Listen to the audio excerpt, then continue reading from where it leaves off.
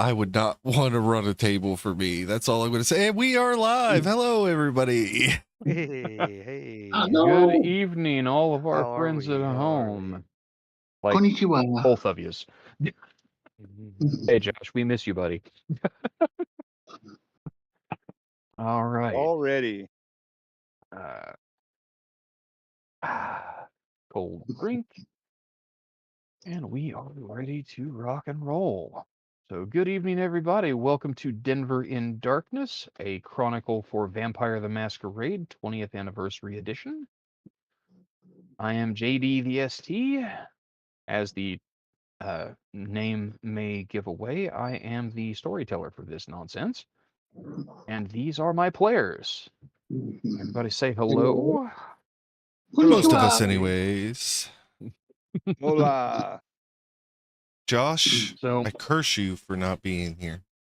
oh man. Oh, Ooh. curse. Strong statement, sir. Not necessarily entirely unjustified, but yeah.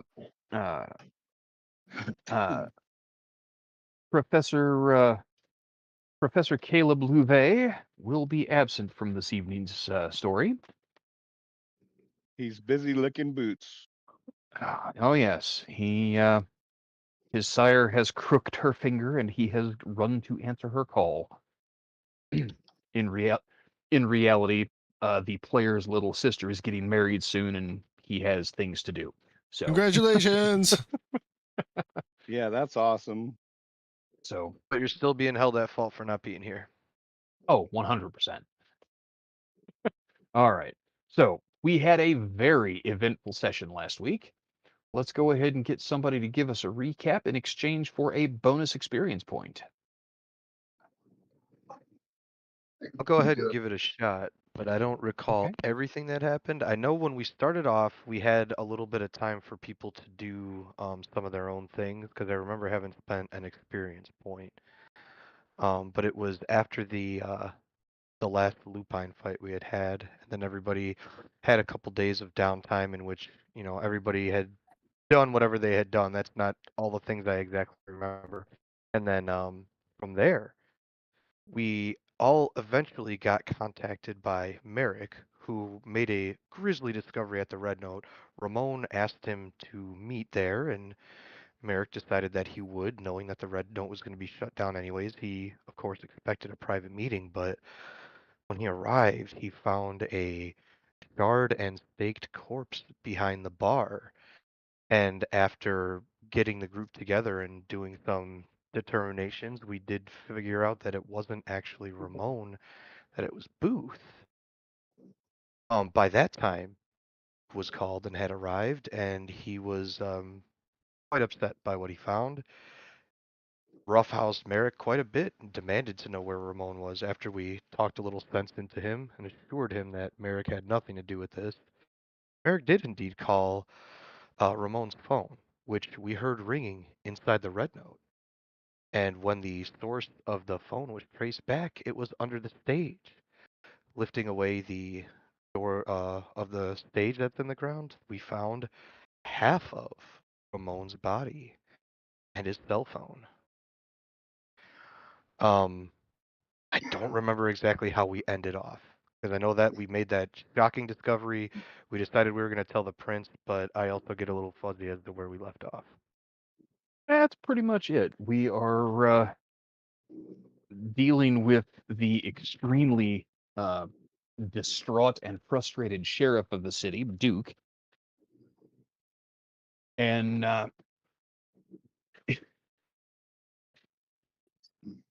he is insisting that the group report to the prince immediately, except Detective Green, at the same time that you guys were getting ready to try to figure out what to do with the bodies, you received a text message That's from the right. desk sergeant at the precinct.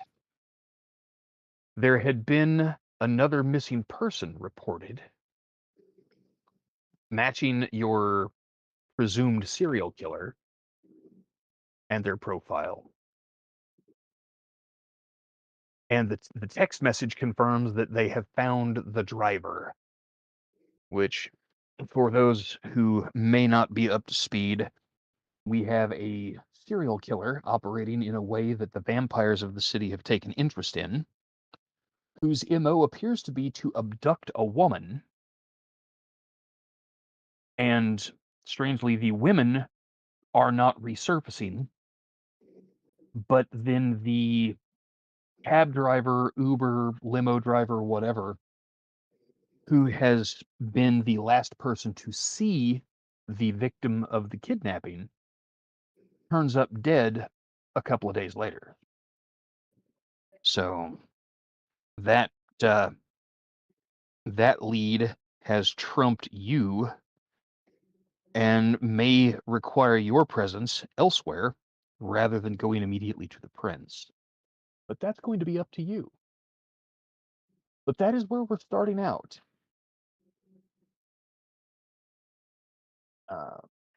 Professor Louvet, Caleb, our friendly neighborhood Tremere, is excusing himself from the drama with the prince to go and report in person to his sire about the evening's discoveries.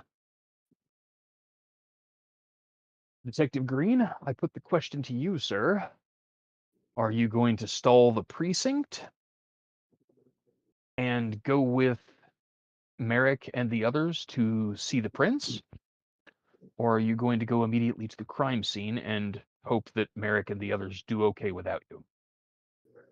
I think I will do the latter. I have total confidence that the three of them can describe the situation to the prince exactly as it happened. No issues. No No issues. issues. No None problem. Okay. whatsoever. Full confidence. But Ron is going to hastily excuse himself from the group and say, "I know you guys got this with the prince. I need to go check something out. This could lead somewhere." And he's gonna boogie on over to the crime scene. Okay. Yep. Now, given your relationship with the sheriff, being the child of his chief lieutenant, and this case being the purpose behind your embrace, Duke agrees without any real argument that you need to concentrate on that task. So you are excused and allowed to go on your merry. Ah, I'll meet up with you guys later. The other three of you are tasked by Duke with transporting the bodies,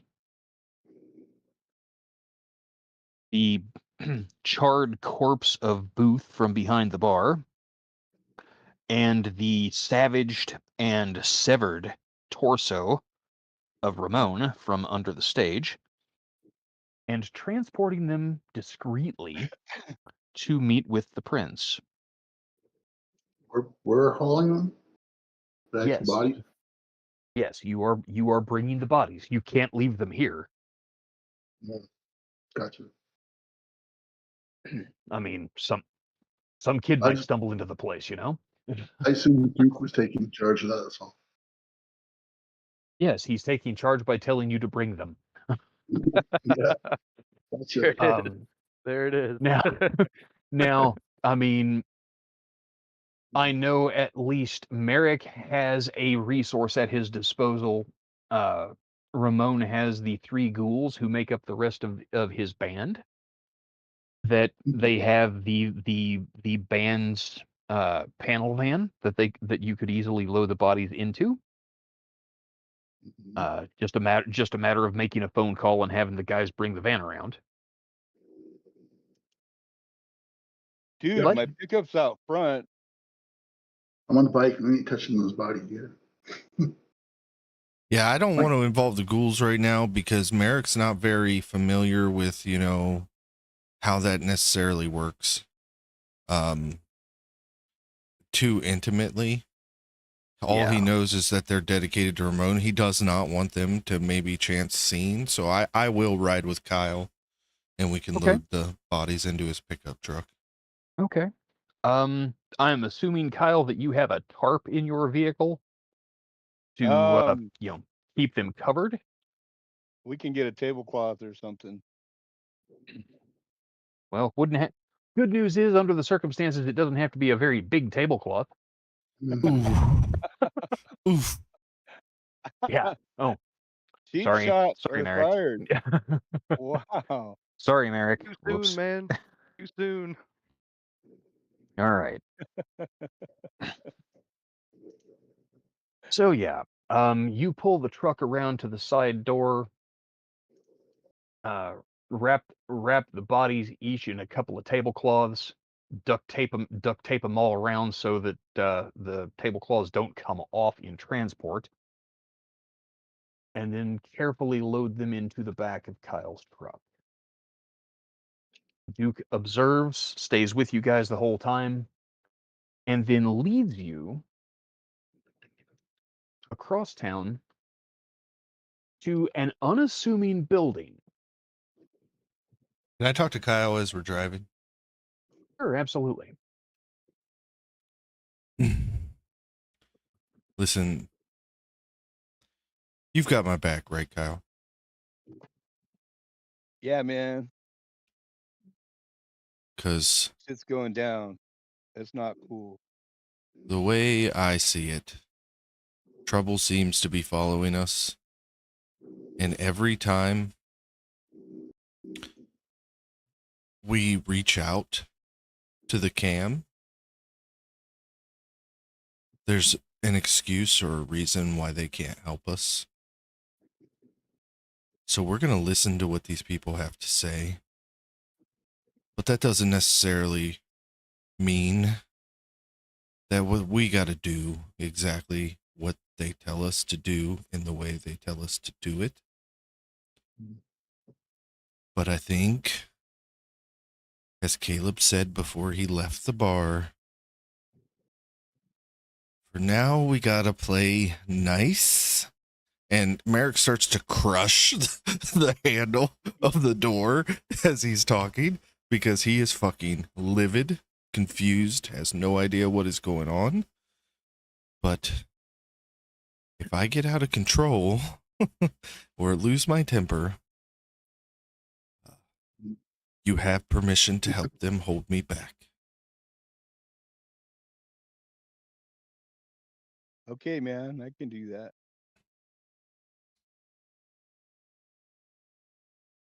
But there is a thing, man. You know, losing control is like one thing, but you know, you got to be chill if you can be chill, because you know these people can just like take us out. We already know they don't give a fuck about us. They don't care My what we point do, exactly. what we got to say. You know, so it might already be futile.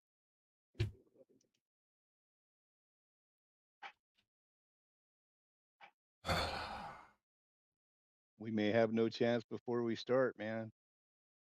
Yeah, well, if we go down, buddy, I'm going to go down right beside you.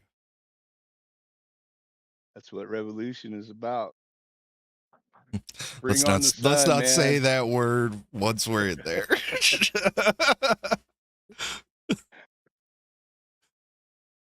I ain't afraid of the sun. I'd like to watch one more sunrise, you know?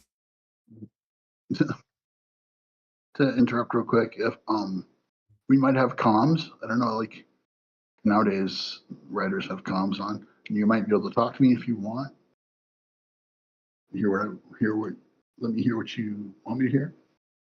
Merrick hasn't expressed this to you, Noriko, but I'll tell you above the table, Merrick is kind of annoyed at Noriko right now for dancing literally on the grave of his sire. So he probably wouldn't reach out at the moment, but yeah, so Without my knowledge.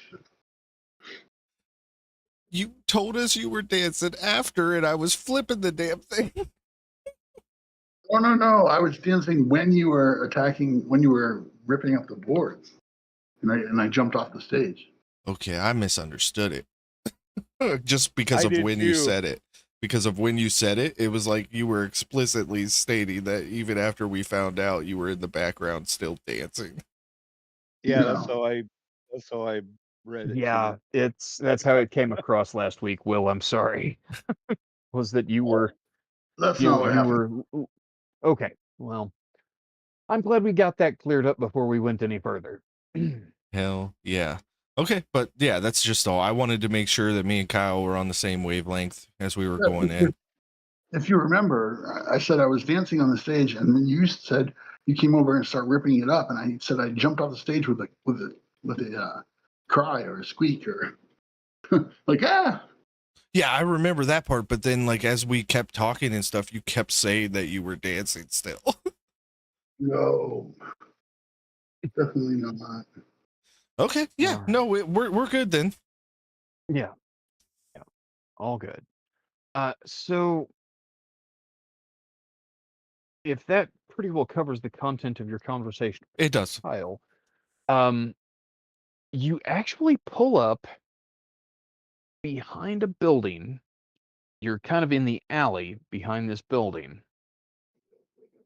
And you recognize the neighborhood. You're very close to the historic Brown Palace Hotel, where Edward had held court a few weeks ago. But you're kind of on the other side of the street and a little ways away. But Duke leads you to the back of this building. And when he gets out of his vehicle, a gentleman standing beside a door in the alley takes out a key, opens the door to reveal a staircase that leads down. Duke says, "Go ahead, bring him," and leads you down this flight of stairs into what appears to be some kind of old steam tunnel or, access passageway, maybe service corridor. You follow it under the street. You could hear traffic going by overhead, but he leads you under the street and across into one of the sub basements of the Brown Palace and to a service elevator. Uh, just before getting on the service elevator, he says, "Grab one of those laundry buggies over there, and we'll cover him up with a sheet."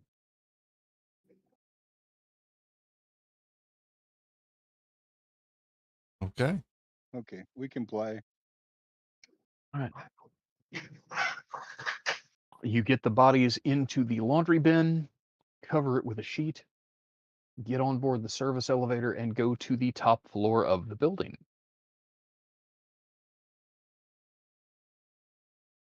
Upon arrival, he leads you into a suite of rooms. This is not the meeting room where you guys had previously met with Edward and the other kindred in the city, but instead a very luxurious penthouse apartment style, where you find Edward seated, looking out the window across the city. I need everybody to make a wits roll. Minus Great Ron. wits. Well, everybody but Ron, since I he's figured. I just not want to along double for the check. ride. Yeah, no, that's fine. Okay, that'll be the last Um, time I ask that question. No, I no, forgot that's to cool. log- I forgot to log. So you know what? I Uh, got your back. Hang on. What is your wits score for Noriko? I think it's 4. Pull up your sheet. Hold on. Back real quick. Got some new windows open. I have been having some issues with Roll20 on my laptop this week. Mm, All right, so there is Noriko. Come on. What's 4? Yeah. All right. Clever and cunning. Well, go ahead and roll your 4 dice then. I'm not on roll 20 yet. Sorry, Okay. I thought you were doing it, so I just went and looked at the sheet for you. Gotcha. You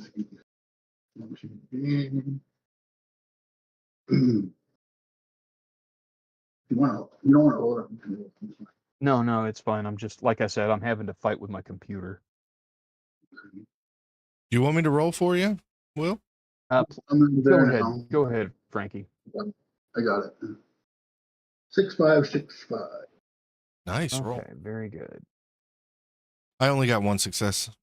Looks Me like, too.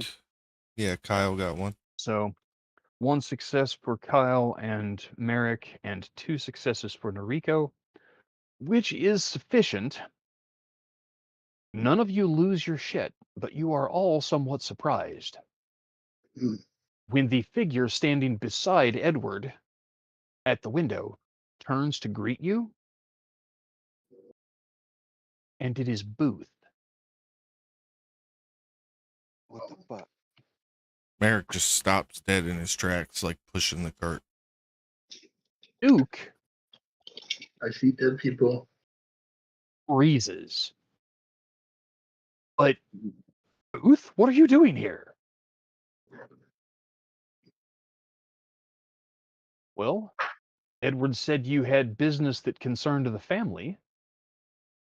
We weren't able to contact Ms. Wilkes. Duke's eyes get progressively wider. So, Edward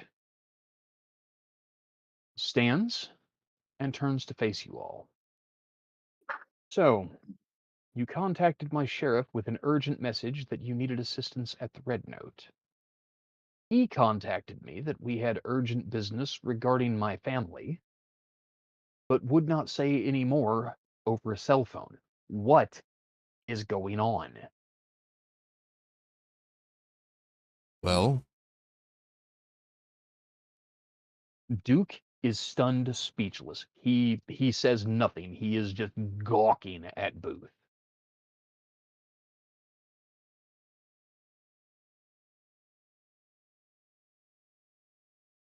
Someone? I got Prince, and I bow. If you want me to make a shitty etiquette roll, I will, but I try my best to bow. Just enough. He's impressed that you make the effort. Just enough to like show respect, but not so much just like I'm worshiping the guy. But Sure.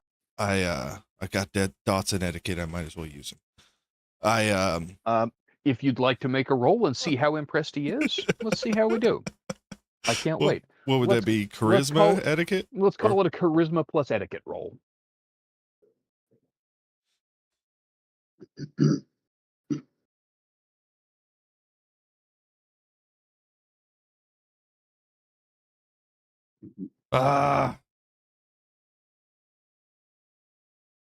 Rika always bows when she meets new people or greets people. But Merrick never does, which is why I'm having him make a roll. 2 successes. You know, 2 successes. Yeah. Your prior conduct with in the prince's presence, especially your little commentary during his musical performance last time, he actually seems kind of surprised when you actually show him something that could be mistaken for respect. As he Go should on. be. Right. I received a text message from Ramon upon waking tonight to meet him at the Red Note. As you know, we had an incident there with werewolves the other night, so it has been closed. I went there as directed by my sire, but he was nowhere to be found. I searched the building, and the only evidence of foul play that I found was a charred and staked corpse behind the bar. That is when we called, well, I won't lie to you, Prince. I called my coterie first. Bruja, as you know I am, my blood was running a little hot. So I thought I might find the culprit because I thought I was staring at the corpse of my sire. But upon their arrival and a bit of investigating, we did call Duke to get the sheriff there. He showed up, and upon inspecting the body, told us that it was Booth. And I gesture at Booth standing there. So, hence our sheriff's wordlessness at finding you here. At which point, Duke respectfully, I use air quotes, asked me where my sire was. And after telling him it was hard to call him without my feet on the ground, I did call him. And the phone rang in the red note. And under the stage, well, maybe I should just show you. And I throw the sheet back and I pick up Ramon's half a body. Yeah. For those of you who may have missed last week, Ramon is little more than a severed torso. His body has been savagely mutilated. He is missing everything from basically just below the rib cage down. His arms and head are intact. Not dead, but as you can guess, torpid extremely. And so we come here, but that still leaves us with who this other kindred Edward is. looks at each of you in turn and then turns to Duke.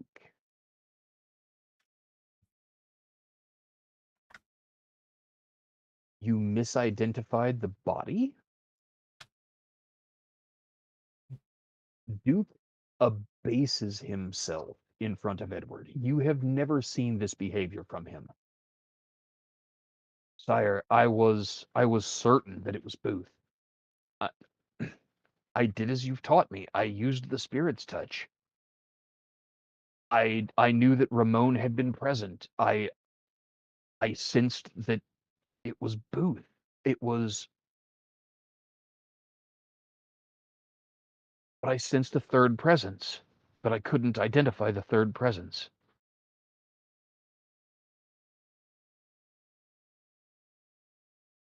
Edward steps forward and places his hand on the charred skeleton. He closes his eyes and concentrates.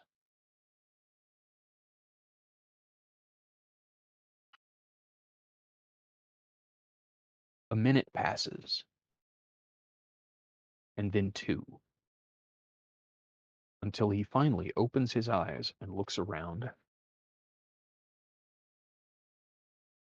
Puts a hand on Duke's shoulder and says, "Rise, my son. I see the source of your confusion. You are correct. There was a third presence in the room. This is, in fact, Leslie Wilkes. She and Ramon were arguing about Booth. He was present spiritually, but not physically present."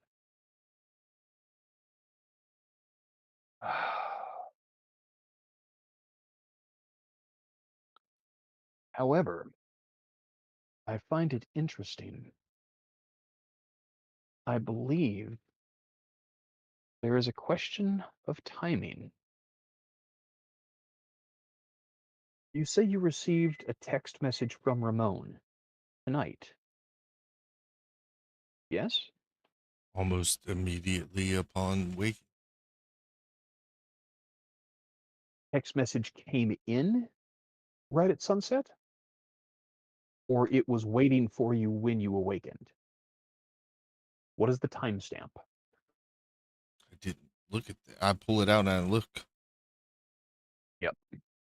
The message is actually timestamped 5 minutes after sunset. So about 7:35 or so in the evening. That's when it came through. So I've got pretty good signal at the Interesting. Winnebago, so I doubt it was like delayed. So most likely that is the time that the message was actually sent. Strange that the sense I get from this body is that Leslie met her final death shortly before sunrise.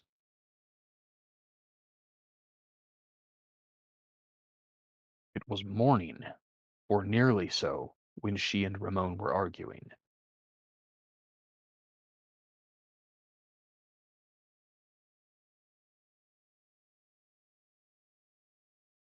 Curiouser So and curiouser. do we think the one who killed him sent me the text message? I believe that is a strong possibility.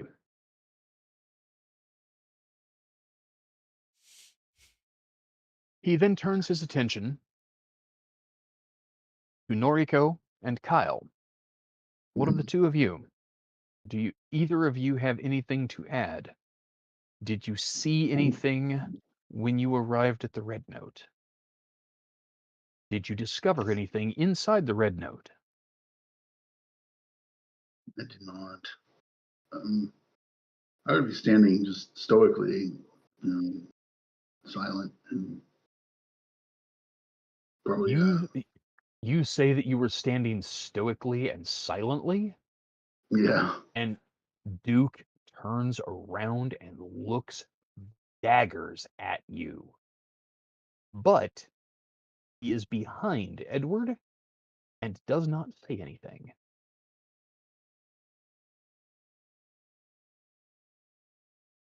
I guess I would say it's like Duke says. That's the way it went down. I'm afraid, Edward. My prince, I'm sorry to have to edify what he says, but speaks the truth. Leslie Wilkes was my newest child. I embraced her almost a century ago.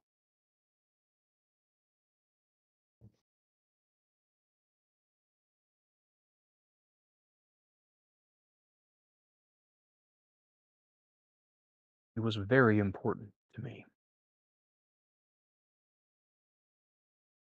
Seems we've got We are a lost. bit of an issue. Sire. Oh, I believe you are more than correct about that. The thing is, the last couple nights, last couple weeks, 2 Nosferatu neonates went missing. Constantine's childer. Max and Michelle, wasn't it?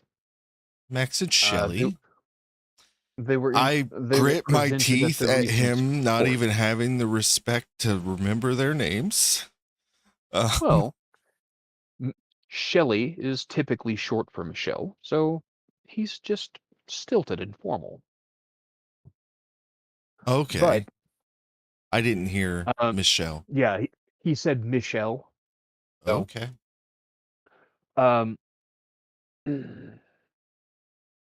You say they've been missing for a couple of weeks. Oh, yeah, and Constantine showed up at my house, let himself in, and threatened me with final death if I didn't locate them. So we began the search, obviously. Yeah. I don't feel like going off into the great beyond just yet.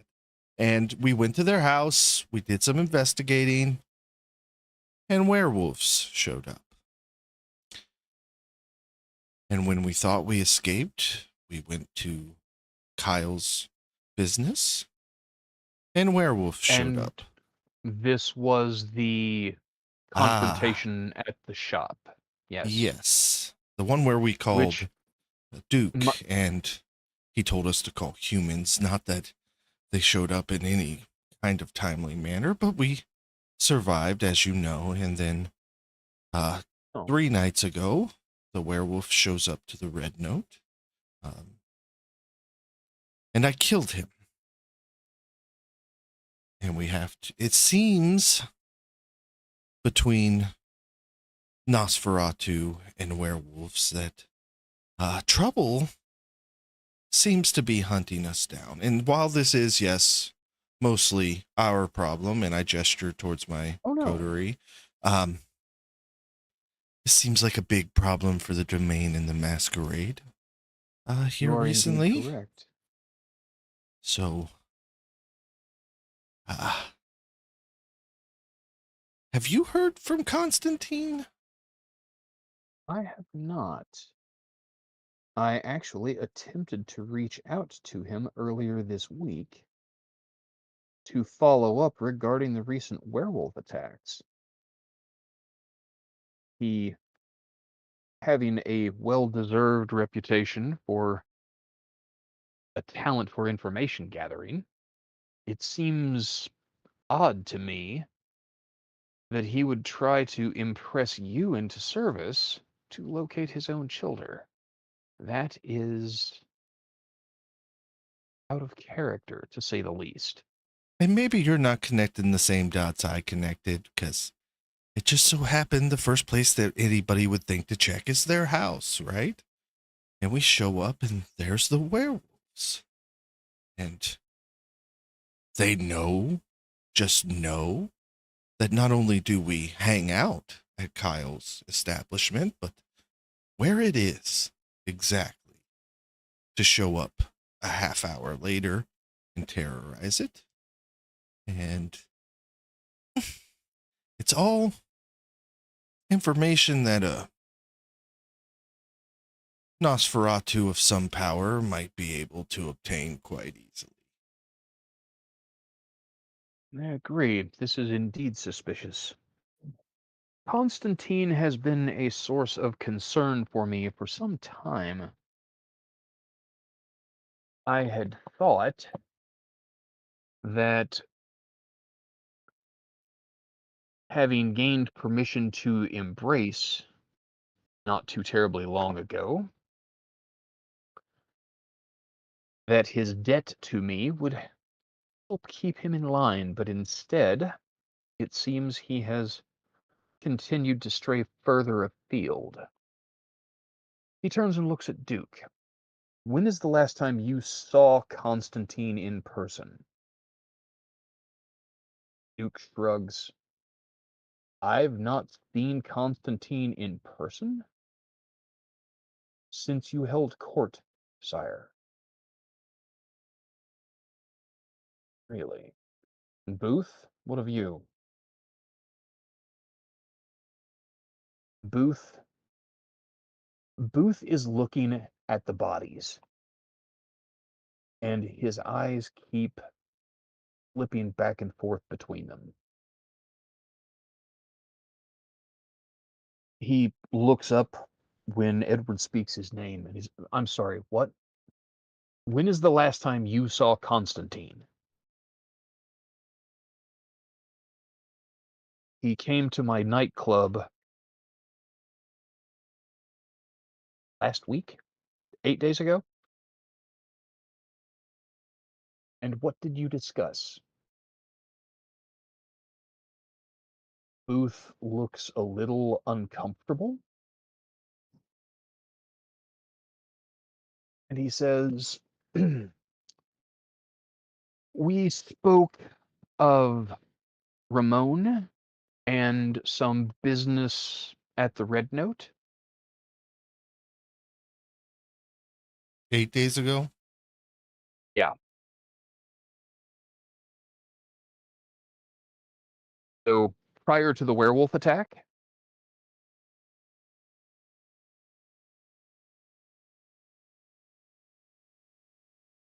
Constantine and Edward looks at Booth very closely. Go ahead. I would like all three of you to please make perception plus empathy rolls. There's some kind of subtext going on here. Let's see if you pick up on it.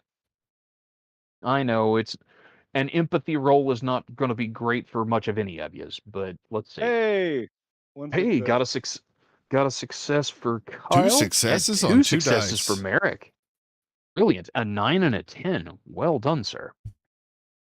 And 2 That's a successes for crit. Noriko. Double 10s. That definitely Yeah. should be a crit. Sorry, buddy. No such thing in this game. Not that kind of game system. I know it.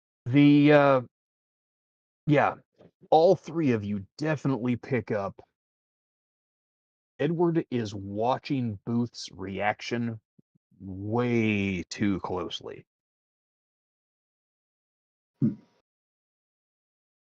And realizing that he is under such scrutiny, Booth actually stammers. He stutters and Constantine attempted to threaten me, sire. He claimed to have information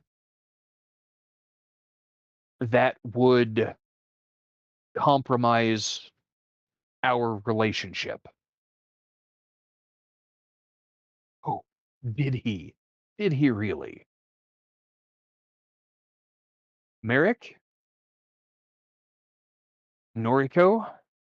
Both of you realize what it is that scrutiny represents.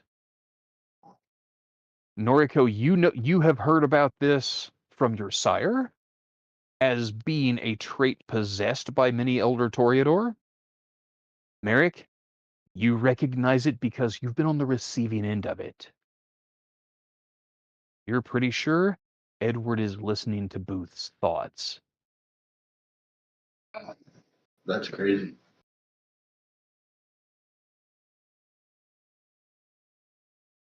And he says, yes, I can see where it would be possible that he might have information that would damage our relationship. Duke, take Mr. Booth next door. We will have further discussions shortly. Yes, sire. Booth turns towards Duke and starts backing away from him. No, really. It's not what you think. It's not. Take him away.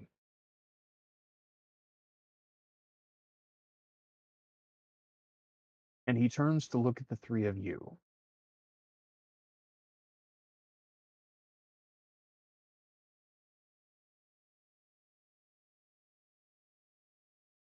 I recognize that your existence in my city is a fairly recent development for all three of you. Mr. Jensen, you and I have a business relationship, and you have been here longer than either of these two.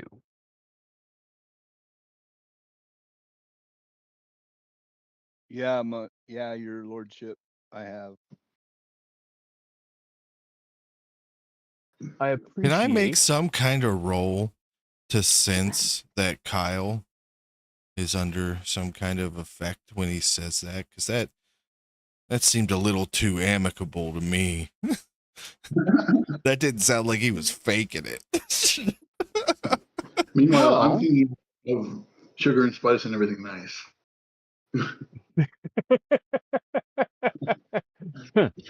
Because concentrating now on I'm not. nursery rhymes, are you? I'm Because sorry. currently What I was don't that? know how much my bag Jasper or Jensen has. Haha. Mm-hmm.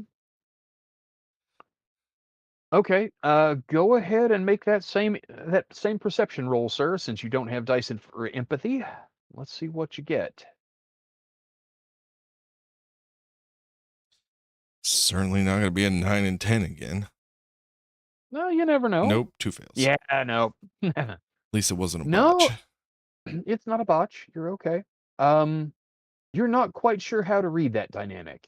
There's definitely something there, but you can tell that just from the statement that the prince made. But he looks at you, Kyle, and he says, I understand that with your recent setbacks in your new business venture, that your position in the city has become a bit more uncertain.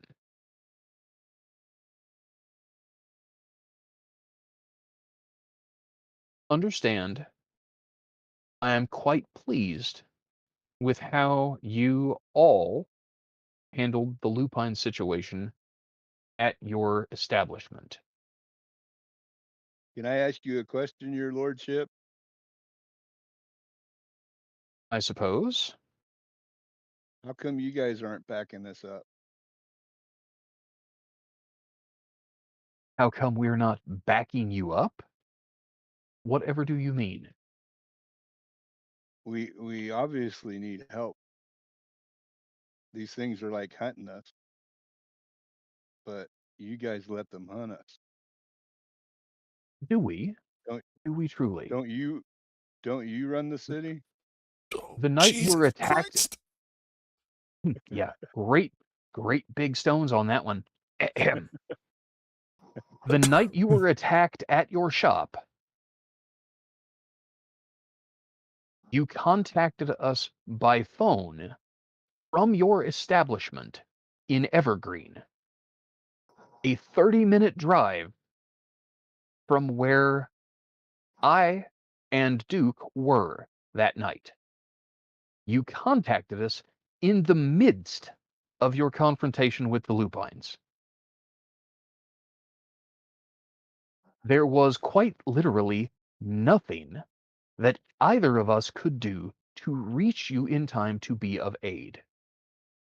Not then, no.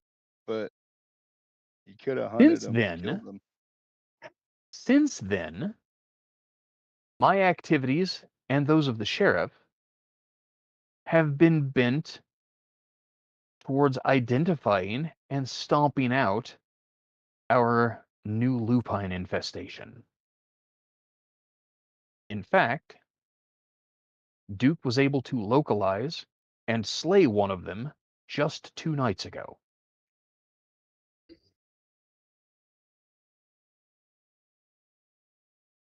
Now, in regards to your confrontation with the lupine who returned and faced you at the Red Note, I am again very pleased with how you all handled it. You set a trap. You used your superior numbers and a bit of planning to evacuate the mortals who might otherwise have witnessed something. And you successfully eliminated one of the lupines. Congratulations, you did well. But again, under the circumstances of short notice, there was nothing that Duke or I, or anyone who was not present at the time, could have done to be of aid to you in that situation. Do you disagree? Do you Of course expect not. me to magically appear and wave my wand and solve your problems for you? Yeah, man, kinda. You know, we're supposed to be protected. Your I'm sure that reach I'm then. sure there was I'm sure there was vampires around. I Homer Simpson back away into the darkness. Your reach then ends at city limits. I think we understand, sire. You couldn't possibly have any kind of contacts around Evergreen. You're too busy running Denver. Makes sense that. The Denver metropolitan area is all under my influence. Oh, so you do have reach in Evergreen. Okay, I understand. I do. You just don't have any But contacts there that lend aid. I So do not have any assets in the city of Evergreen besides Mr. Jensen. Hmm. Do you realize, sir, that you are in fact the one of only 2 kindred who makes their haven inside the city of Evergreen? No? Yes. You chose to be in the suburbs. I Yeah, cannot man, it send followed the mortal associates to fight werewolves on your behalf. Do you grasp that? You did quite well on your own, did you not? Driving both of them away before the authorities arrived?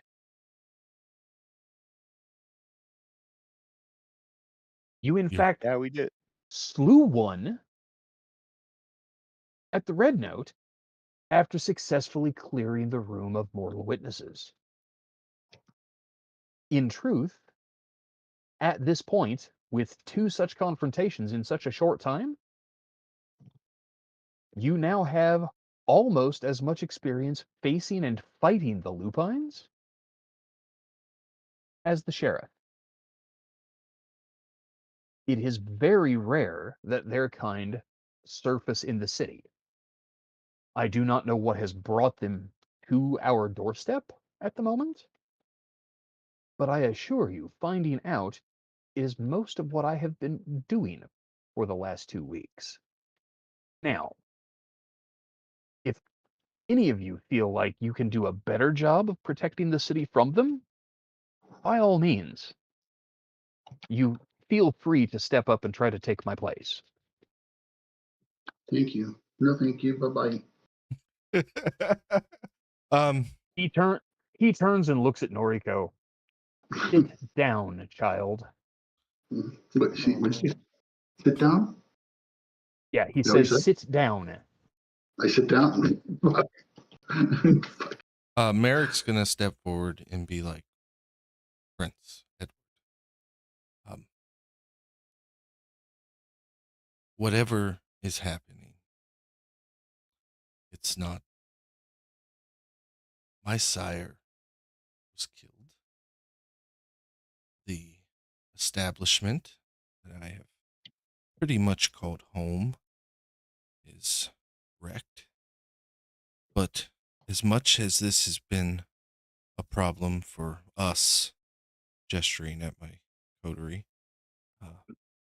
this is a gigantic thorn and calls into question, not by me, of course, your control. So, I want your permission for us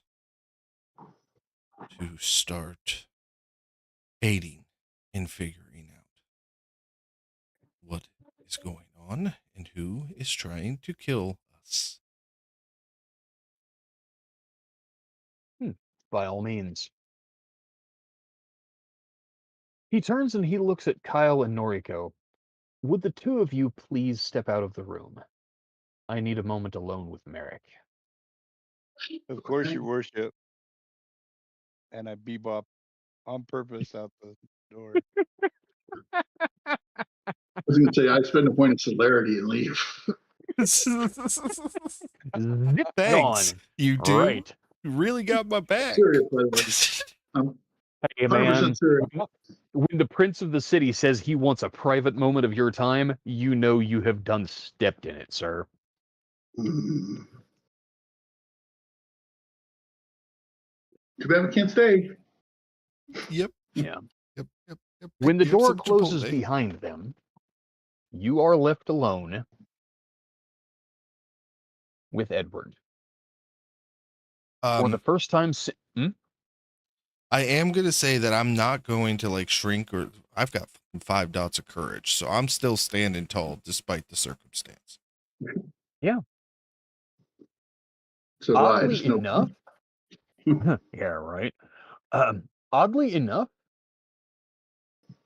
he does not make any confrontational movement toward you. Instead, once the door closes and you find yourself alone with the dreaded prince of the city, he turns and walks over to where you have all laid Ramon's body out on the tablecloth on the floor. And he crouches down beside it. He says something kind of under his breath. Make a perception alertness roll to see if you catch it. Okay, that's a little better.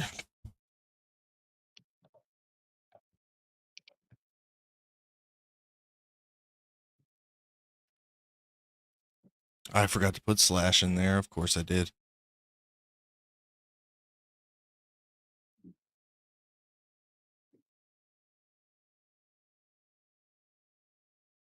Four successes? successes. 4 successes. My goodness. Yep. You hear him loud and clear. And what he says is, Ramon, you damn fool.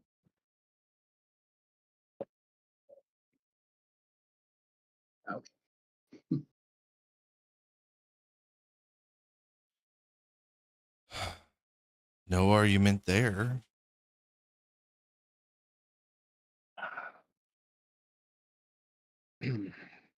Merrick.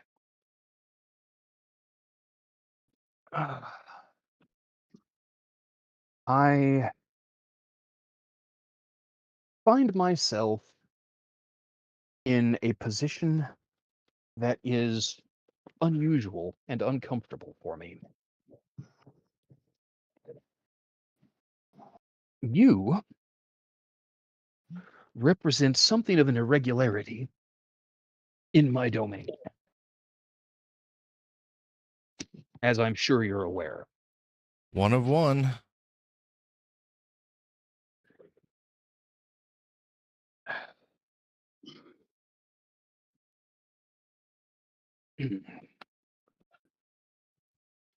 I don't know how much of the history between Ramon and Booth you may be aware of. Neither seemed very eager to tell, despite my constant asking.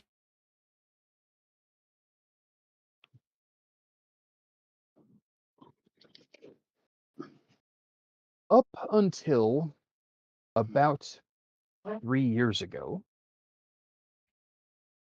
the two of them were nigh constant companions.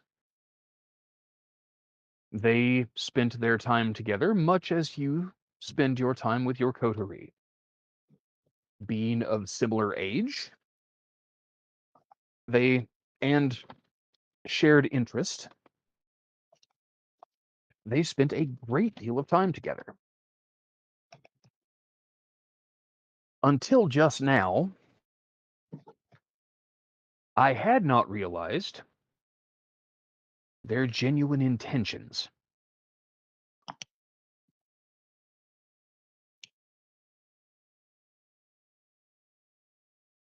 Booth had approached me to obtain permission to embrace you. He had been watching your career with some interest. Knew that, did you? Ramon, I did. So you Ramon just when went Ramon behind fed you that bullshit story about siring Ramon me went elsewhere? behind his back to sire you. But when the opportunity arose for me to confront Ramon, Booth chose to cover for him.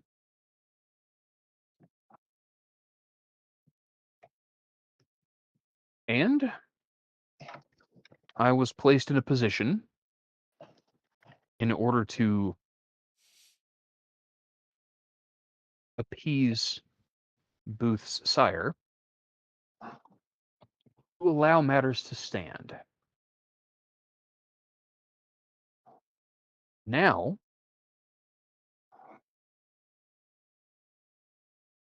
my beloved Leslie Wilkes is dead.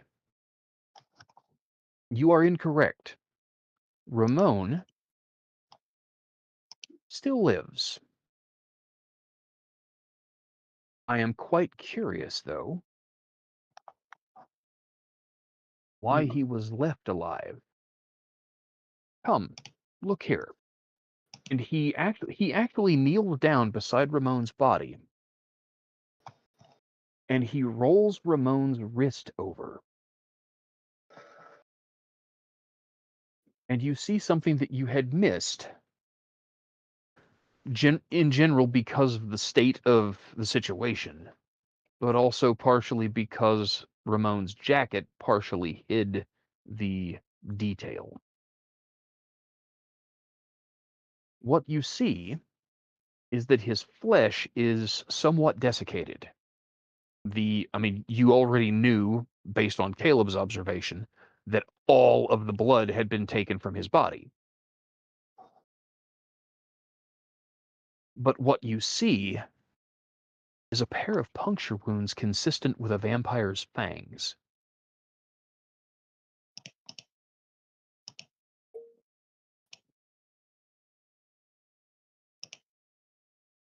Well, there was a distinct lack of blood at the scene. And I realize that he is simply in a torpor, but even if I fed him the finest from the herd in the city for years, he'll never walk again. It's not going to be Ramon.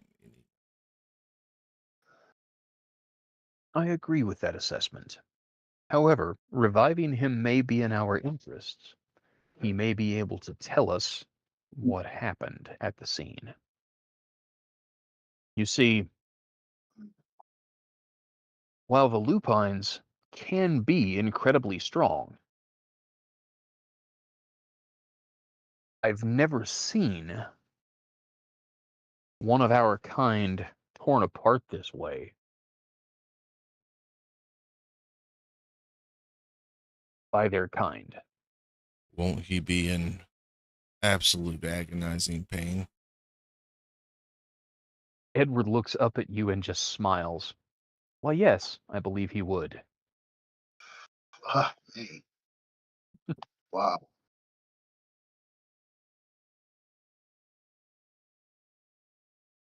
That's crazy.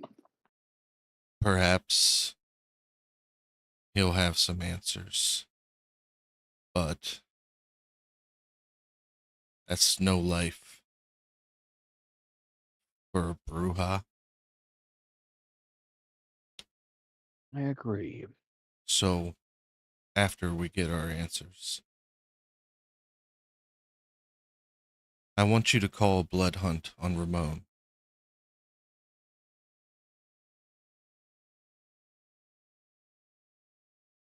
Oh?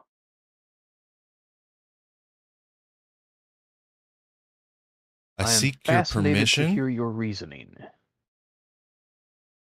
I seek your permission to diablerize Ramon. And Oh, in exchange, I will drink of your vitae, your vitae, to show that this is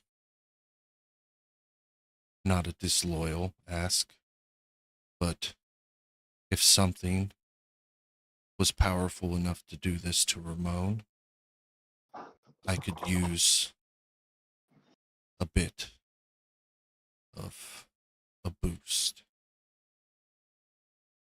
Oh my goodness. You are a bold one. I see what the boys liked about you.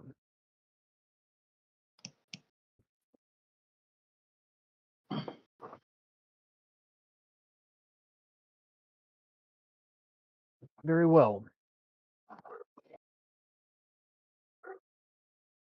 The joke is actually kind of on you. That's not good. Based on his injuries and the complete lack of blood in what remains of his body, I suspect someone was already attempting to do so. Their loss. Ramon was drained of blood.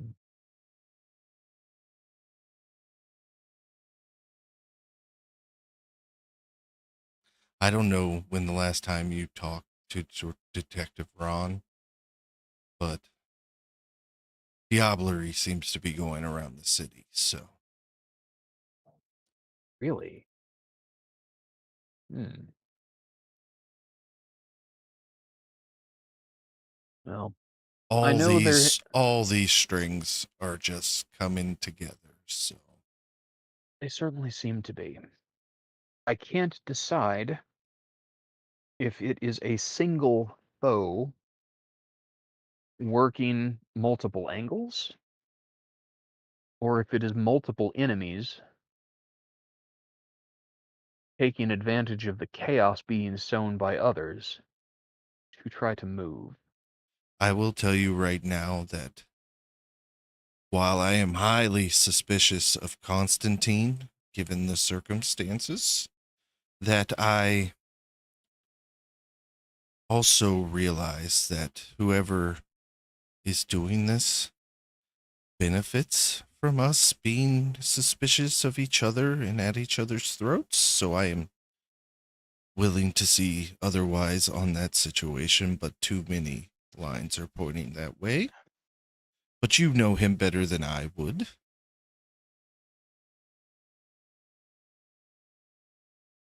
Yes. So I seek this boon from you. And I'll help you hunt down whoever this is. And I, as I said, will drink of your vitae every night for the next 3 nights.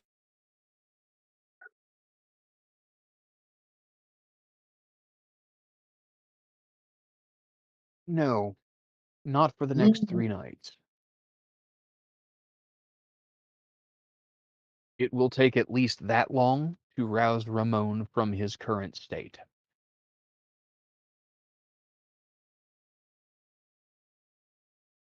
We will wait a week, during which time I and those of my household will care for Ramon and see to it that he regains consciousness.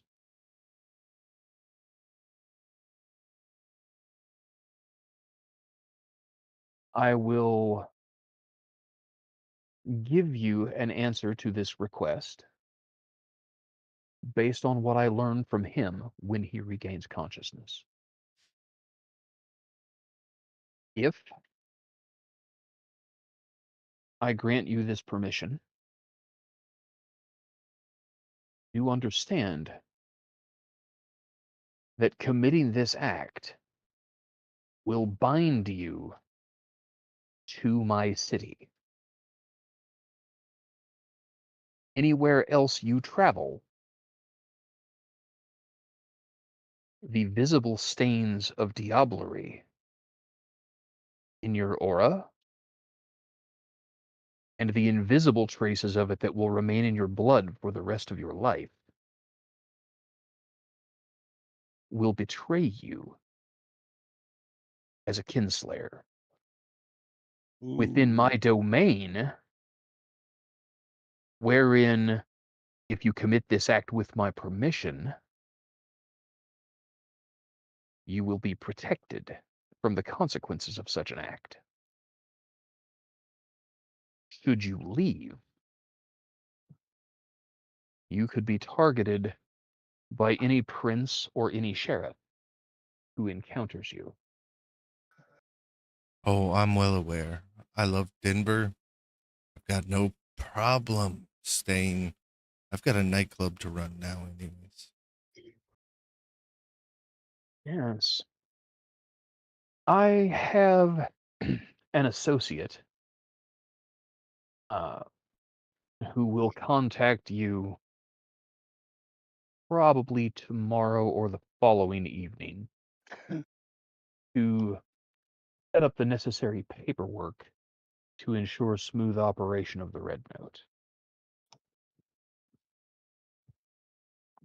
Because one way or another, Ramon's establishment is an important part of the city's rack. It is feeding grounds for many of the city's younger kindred. Hmm. But you and I will speak again regarding Ramon's final fate. I will consider your of request. regardless of how you decide, if you even decide that I cannot diablerize Ramon, I do ask permission as his clanmate to be the one to put him down. That much I will grant. I will grant you that authority. You are his child, and in his infirmity, I agree. He would not wish to continue. I will grant you this boon. The other, let us consider his testimony when he wakes, and we will see.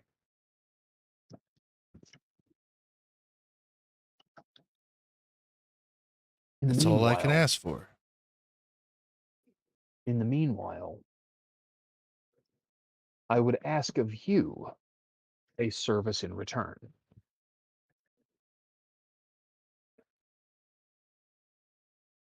Go on. Sell your soul. Do it. I just offered to. I know, right?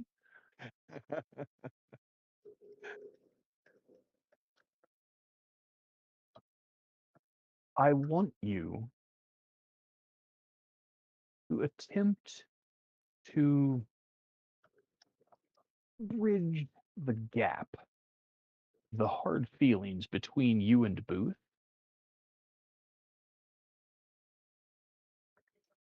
They are unjustified.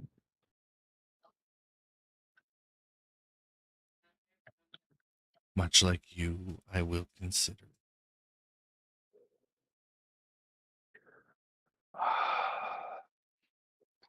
I am aware of the source of your conflict with him. This event that appears to have actually led to your embrace a bit over a year ago now. An act of violence at the Red Note. Surprise. You'd think the place was run by a Bruja. It seems to draw such things. It'll never be Elysium. No, it will not.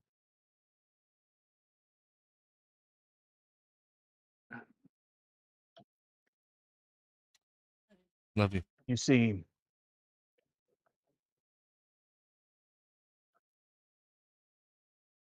I knew of the conflict between Ramon and Booth centered around you.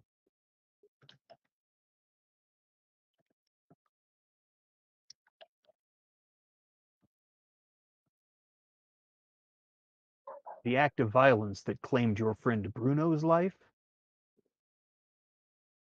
was supposed to target you and eliminate that point of contention between my subjects.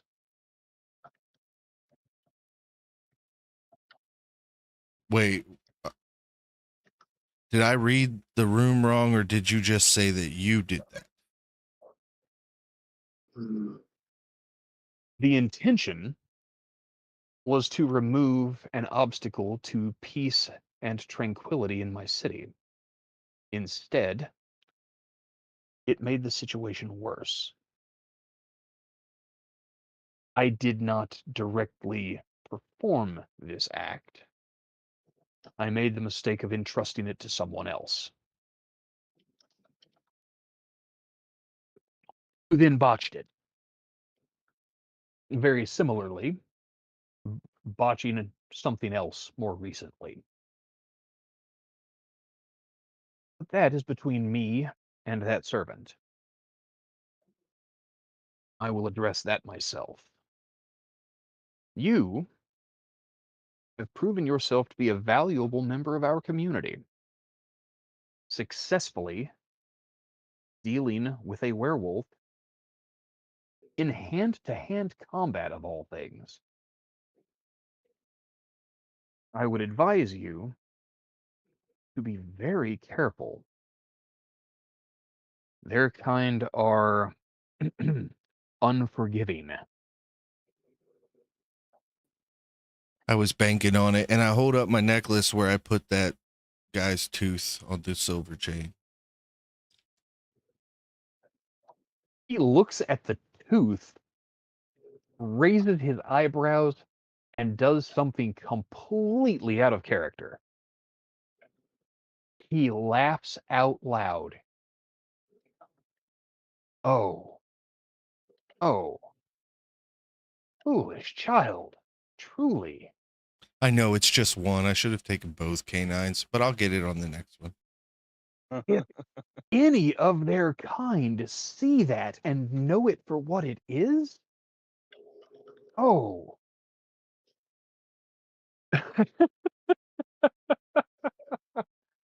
Oh. You know, that is one thing I have always admired about your clan. You We're Bruja may warriors? lack you may lack a proper sense of self-preservation, but by the gods, you do have great big brass balls. That is hilarious. I wish you all the best in your pursuits of this. Um, but um,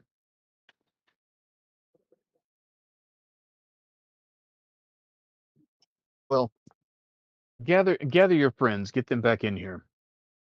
We must discuss briefly. I have instructions for you all.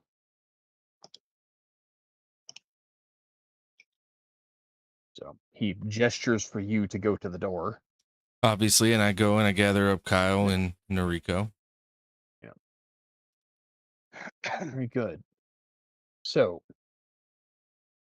and where is the good professor? Where is Caleb tonight? I understood from Duke that he was with you all at the Red Note tonight. He was summoned by his sire. He Your wasn't summoned liege. by his sire. She rattled the jar in which she keeps his assets. Hey man, you gotta try to act with some kind of etiquette. Oh, that is. Karina does have her ways. All right, very good. So I would charge the three of you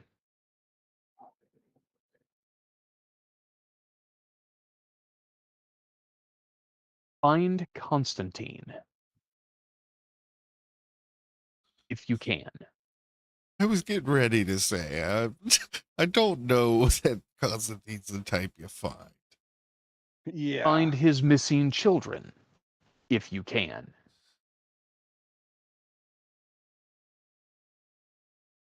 avoid the Garu. Duke, myself, and some others are working on that from a more subtle standpoint.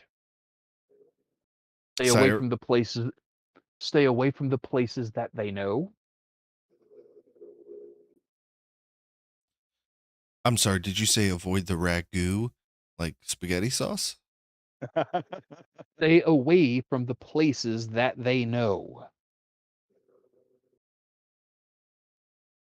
Okay. If you are No not Italians. in the places, if they are not in the places Merrick that they doesn't know know to what look for guru you. is. I know what guru is, but Merrick's He never didn't heard say that go. fucking. Yes, you He did. didn't say no. I didn't. Frankie, I I did not. love that I'm gonna be able to play this back and you saying avoid the guru. I love it. I'm gonna clip it just for you. Did I really? Yes, you Yes. said avoid the guru. That's how God I damn thought it. of ragu. Yeah. Apologies. Edward does not know that word. He would not use it. Okay. That is a storyteller fuck up. So let's rewind the conversation. The lupine. Avoid the lupines. Stay away from the places that they know you frequent. If they can find you at the club or at the head shop, then they can follow you back to your haven. Avoid those places for the time being. As I said, I have other assets in play. The lupine situation is being dealt with. It is not being dealt with by firing a submachine gun in a public place, he says, pointedly looking at Kyle. Hey, man, When you're what staring would you down a have fucking done? werewolf, yeah, exactly. In an emergency, it worked, and I do not fault you for taking advantage of the assets at hand. But, Yeah, by the same token, gunfire draws attention, which is something that we do not want. So, avoid the lupines, and thus avoid the need for gunfire.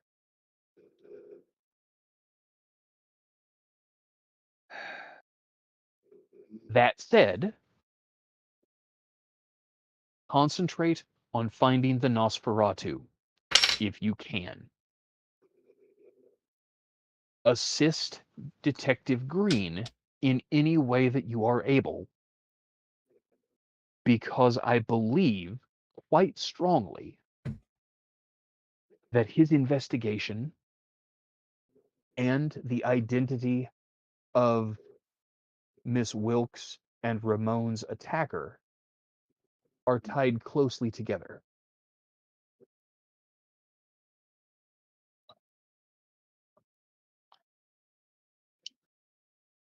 Help Detective Green break that case.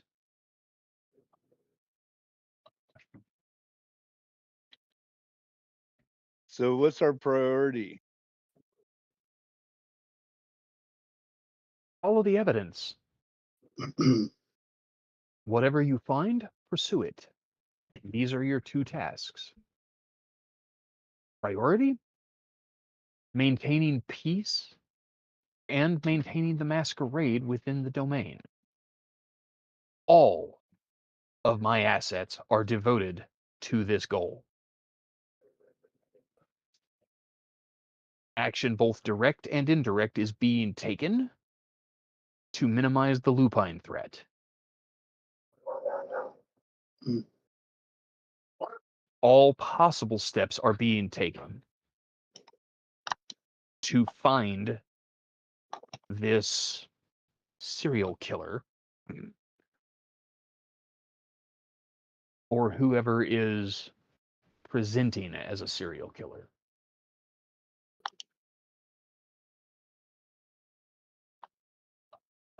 Now, if the three of you would excuse me, I have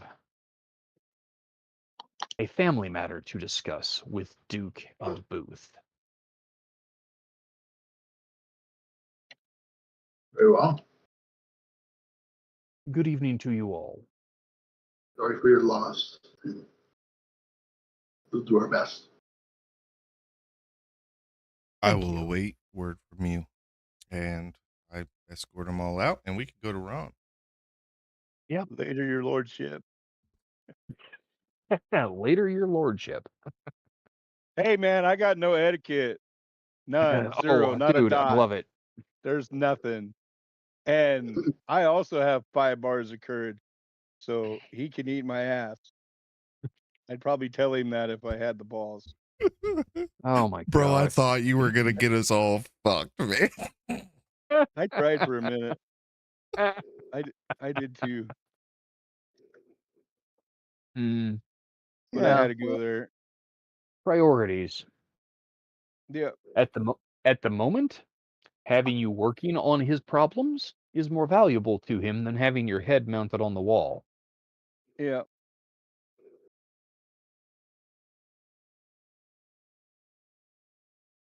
But in the meanwhile, Mm.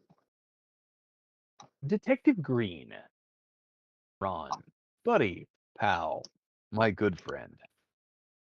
Nick, your moment has come, sir. I appreciate your patience. Uh-oh, I think he said he was on a phone call. I just saw that now. Oh no! No. All right. So, Nick, uh, Nick will rejoin us momentarily.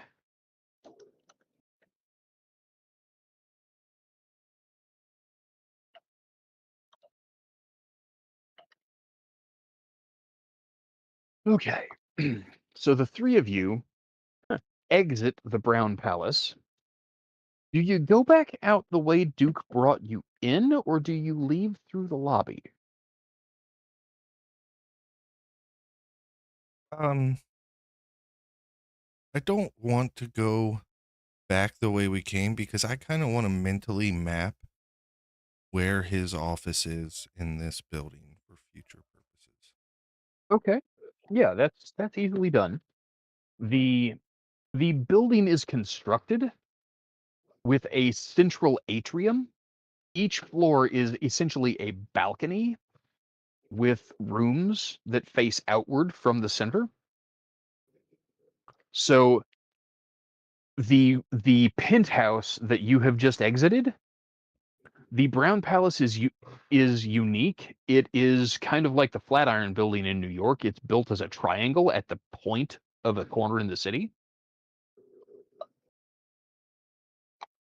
And the penthouse that you have just exited is the highest floor at the corner of the building looking out across the city.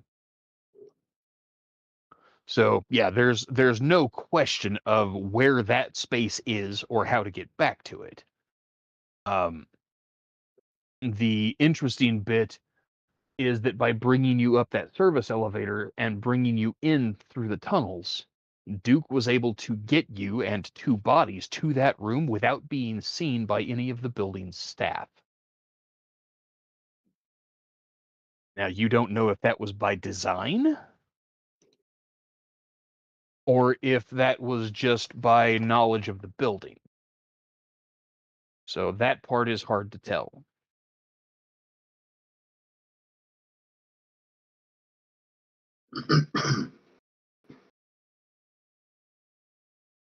So, Well, do you have any wish to discuss what has taken place while we wait for Nick to return? Hmm. Or are you guys going to move on with something else? I took up a lot of that time, so if you two have anything, I'm deferring to you two. Yeah, I mean, the two of you sat, basically waited outside on the balcony while Edward and Merrick discussed privately. So Literally twiddling thumbs. I think Noriko thinks we should retreat back to her penthouse and have a chat about all this and develop a strategy. Yeah, and Man, find you out just where like Ron is. You like to sit around too much, Norco. I think we just go to the airport. The airport. Start at the beginning. Yeah, man, that's where they got turned, man. Huh. Where who got turned? Shelly and Max. And by Constantine, you're saying? Yeah. Mm-hmm. So then we Well, think maybe we know their house left absolutely no clues. Yep. Well, I wouldn't say that necessarily. what clan is There was the issue of the missing vehicle. above table? Do we know what Constantine's clan is? I wonder Do if you know what Constantine's clan is? Yes, he would be the Nosferatu who sired the other two Nosferatu that you're looking for.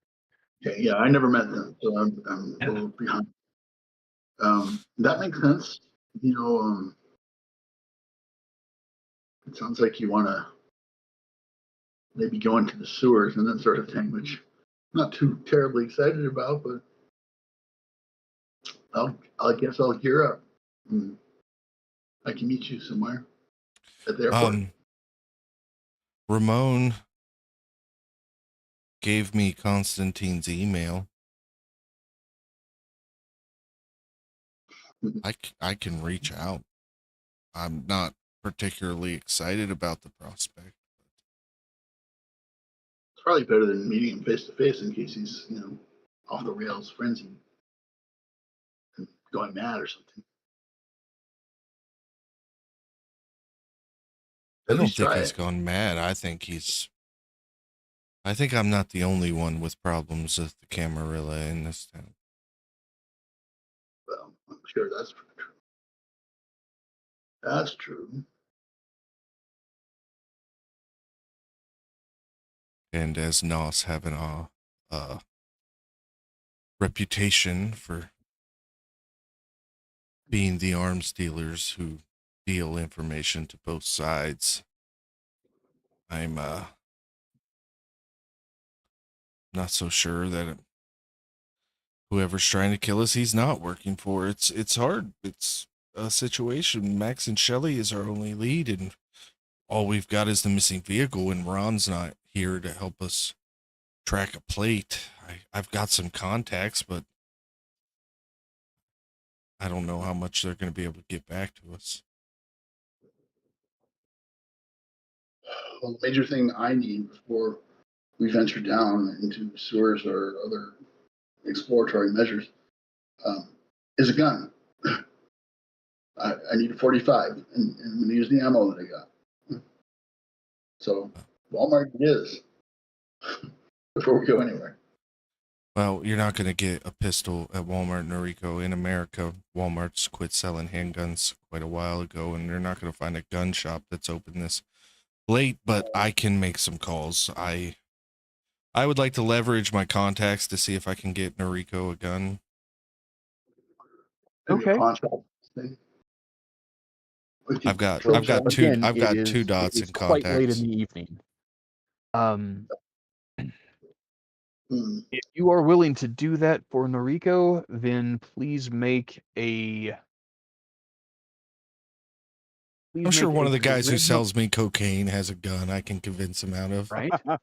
Go ahead and make a charisma plus streetwise check, and your dots in contacts will effectively reduce your difficulty. Right, I have two. You So are 4. attempting to illegally obtain a firearm. So that is going to reduce your difficulty for something like that from an 8 to a 6. And it looks like you have 2 successes.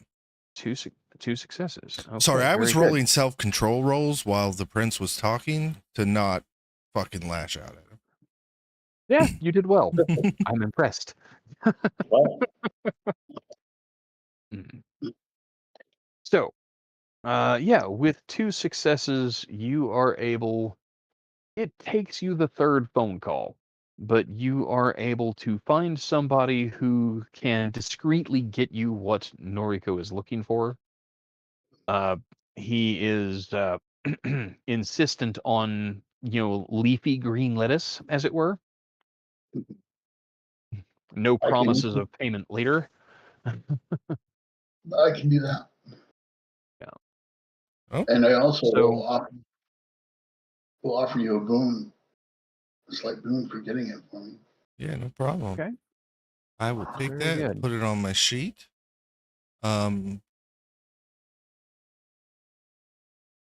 Kyle, Yeah, man.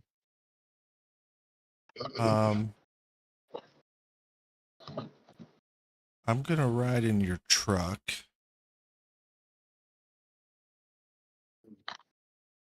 And I think this is hard because we don't have a way to find out where that vehicle is other than drive around town and see if we could spot it, right?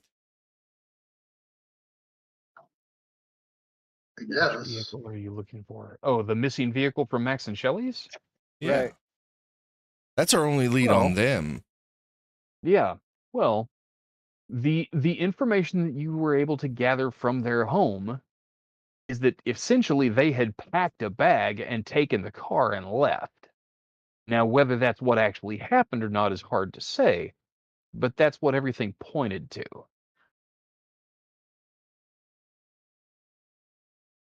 The vehicle that was missing was the van that Max had mentioned that they used for work, so to speak.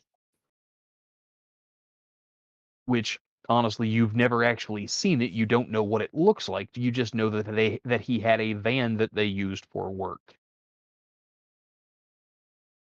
Um, with a little help from Ron, you could possibly, trace it down through the police department. I was But gonna say that Chicago requires has Hey y'all, I'm back. license plate readers all Hey, over the great. place. Thank goodness, bud, because we were spitballing. Yeah, Sorry, man. sorry. I had got No, a call no, from you're work and I was like, I think I can wrap this up in 5 minutes, and it was more like 15 minutes. you are 100% okay. I apologize for keeping you on the hook this long. Oh no, you're good, man. And just to back up something Frankie said, yeah, man, we got the license plate readers everywhere. We got the red light cameras, surveillance state, Oh yeah, surveillance state. yeah. Welcome to Illinois. Colorado, and Will, maybe you know the answer to this, maybe you don't. At least when I was there last in 2015, Colorado did not. Did not let him, sorry. The state of Colorado, or at least the interstate system in Colorado doesn't rely on the cameras and license plate readers to track vehicle movements. They've got them at stop signs. Stop Yeah, They signs. I'm might. pretty sure they do actually, but I Okay. honestly don't. I Yeah, guess I but that may be a city by city thing though, rather than the state. So, I haven't been to Denver Denver in does. years. So Denver Denver has does. them. I just Googled it. So we would be able Okay. to see where they left town, at least in what direction. Yeah, might be able to. Okay. But again, that's going to be a question of finding a needle in a haystack. Considering the fact that they've been missing for at least, gosh, at this point, 3 weeks of game time. There's no telling if you would even find the footage, because unless it gets flagged and specifically archived for some purpose, a lot of that stuff doesn't get retained for more than a couple of weeks at a time. That part is true. Yeah, it doesn't get retained for a very long period of time, so you don't do something with it right away. It just gets kind of memory hold and wiped away. Okay, no problem. So, still worth looking into, but not necessarily the silver bullet you're looking for. But Unintended. yeah, Oh, that was all puns fully intended. Yes.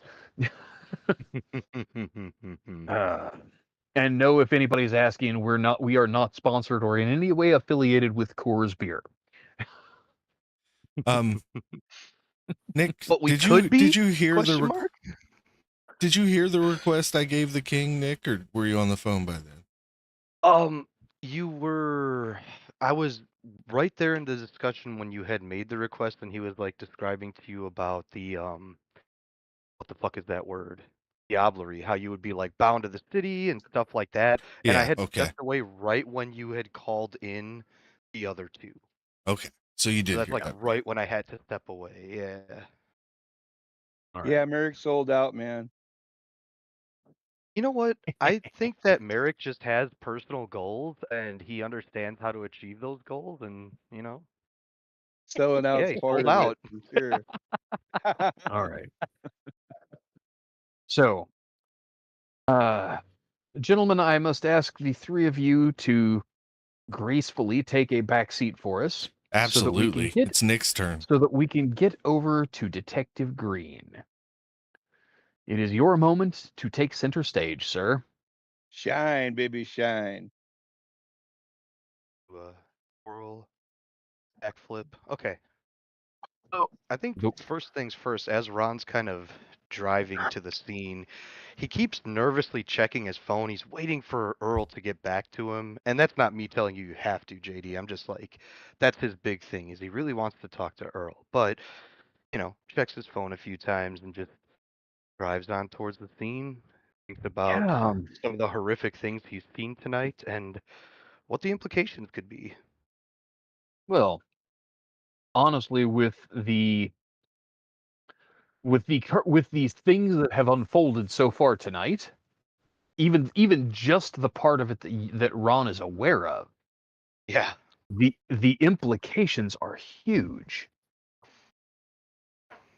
But as much as you might want to talk to your sire about them,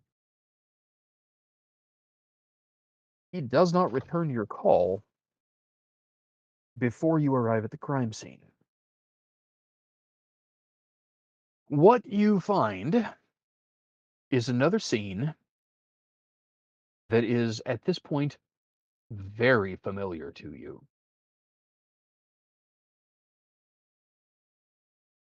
As you were briefed already in the text message from the desk sergeant, the victim of this crime is a human male,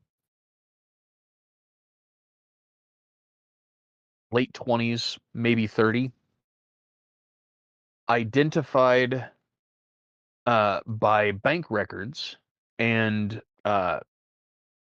tracking info from the Uber app as being the Uber driver who drove our most recent missing person. The young woman was, again, out for an evening with friends. They had carpooled together, gone out to several different clubs, and this driver had been their point of transportation throughout the evening. The Right. other three women who had been part of the outing are all accounted for and safe. They were delivered at their respective homes. The victim has not been seen since she disappeared and was reported missing 3 days ago. The driver was actually identified yesterday, and a wellness check was performed at his residence after it was reported that he had not shown up to work. Upon arrival at the scene, the responding officer, with the assistance of the victim's landlord, had entered the apartment and found the man sprawled across the dining table in the apartment with a number of very distinctive injuries, consistent with the pattern that your killer has been using all along. The last victim, the last murder victim specifically, was the oddity, and this victim makes it stand out more so. This victim's injuries were clearly inflicted by an incredibly sharp blade. The edges of the cuts are clean and precise. The missing organs have been removed with surgical precision.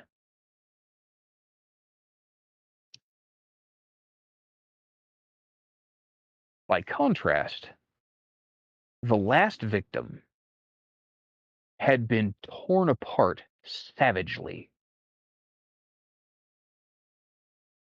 His wounds were similar in terms of placement, but the cuts were ragged and wide, implying a different weapon, possibly, well, the coroner's report indicated that they might have been inflicted by some sort of animal attack, but the placement of the injuries is such that it seems unlikely. And recall also, Nick, that the coroner who conducted the investigation of that corpse died within hours of completing the report and sending it to you. And just to, as a reminder, that death was, well, at least as far as Ron knows, it was a car accident, right? Well, it has been chalked up as a car accident, but that is according to the mortal authorities. You have not had the opportunity to look more deeply into it. Right. I put this on the to-do list. Okay. Yeah. So, I guess the question becomes, what questions do you have? Because there is one thing that was found at the last crime scene that was damning. The last victim was in possession of what amounted to a killer's scrapbook. Mm. There were the last victim, the one who was torn apart so savagely, had in the apartment a scrapbook with photos of the missing women. Mm. Did not show any of them dead, did not show any of them being hurt, but it did show them all in a variety of compromising situations. Various states of dress, undress, and lots of leather restraints. Yeah. But there was no sign of the women other than that scrapbook that was found.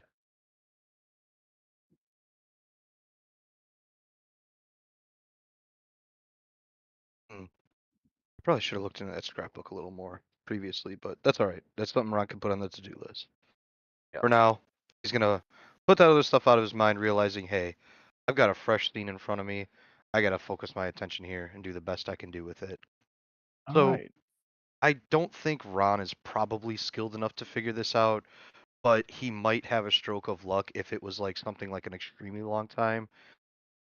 He wants to just look and make his best honest assessment as if he thinks the organs were removed after death or before death. Okay, that is going to be something that you could probably ascertain by checking to see if there are, say, signs that the victim had been restrained. So Yeah. bruising around the wrists or around the legs. So go ahead, make a perception plus investigation roll. Let's see what Okay. you find. Looks like that's 6 total. Okay.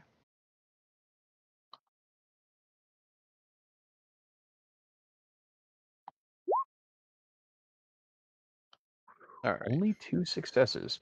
You think, based on the faint bruising around the wrists and the ankles, you think that the victim had been restrained,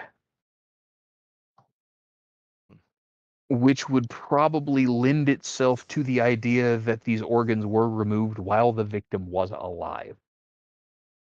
Yeah, at least partially. Yeah.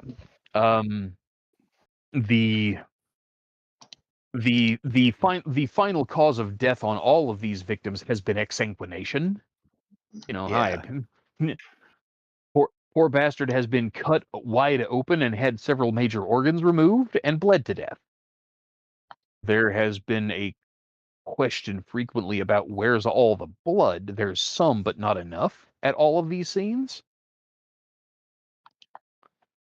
which is one of the reasons that it drew the attention of the kindred. Yeah, because that's But another thing like Ron was kind of thinking is like, what does it look like right where the body lies? The organs were removed? Or is it more likely it was moved here? Like he's looking around, is there like a ton of blood, like just an absolute mess? Or is it a small enough amount of blood where it looks like, yeah, once the body was moved here, probably some more blood did come out and pool, but, if they were moving the organs right then and there, there'd probably be like, where they were putting them in a pile, there'd be well, a bunch of blood that and is actually a very astute observation. You think, based on what you see here, that more than likely, because of, and as odd as this might sound, the size of the table Mhm. and the way it is made indicates that the victim was tied to the table. It's the table is large enough that the victim's legs bend at the knee and would Right. allow the ankles to be tied to the table legs and the Mhm. arms draped over the sides to be tied to the table legs at the head of the table. To allow this to have been done here, you think the missing blood could be accounted for by someone having placed plastic under the table before they started the process. But There Ron's is also gonna think about, um, wait, hold on a second. I don't remember. I think Ron was there for a when, cleanup job. yeah, it's the cleanup job. I'm like, there was a cleanup job that happened that I can't remember if it was Reno or if it was It was Miss Karina. Yeah, Wilkes. Okay, yeah, yeah, yeah. yeah, it was Karina. So, and he's gonna think about that, and not even necessarily in the realm of, oh yeah, this was probably Karina, but there's probably other kindred that could potentially have that ability or something like that. So he's just kind of thinking about that. Like, look, could be tarps, could be something like that. A very particularly hungry individual with the ability to uh, manipulate the blood flow in that way to like make it float in the air and things like that and whatever. So he's Yeah, just trying to like consider reasonable police possibilities, and then oh yeah, I'm a kindred too, so I've seen this before. So yeah, it could definitely be this too. yeah. The one mitigating point there, you more than likely are leaning towards the more mundane explanation, because at least based on what Karina demonstrated, the use of that power did a more thorough job of cleaning up than what this scene would suggest. Okay. So it is more likely that someone took the time to prepare the place to be easily have the worst of it cleaned up. Yeah. Yeah. Okay. But do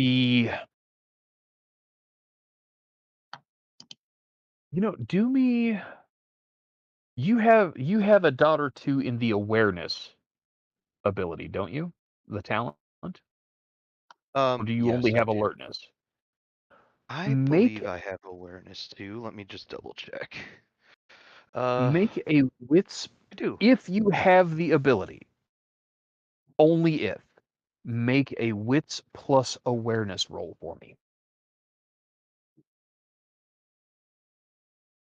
Again, 2 I successes. actually do Very have good. it. Oh no, I just rolled it right now. I actually got 4. Okay, there it is. 4 successes. Very good. There is something out of place about this scene. Something odd.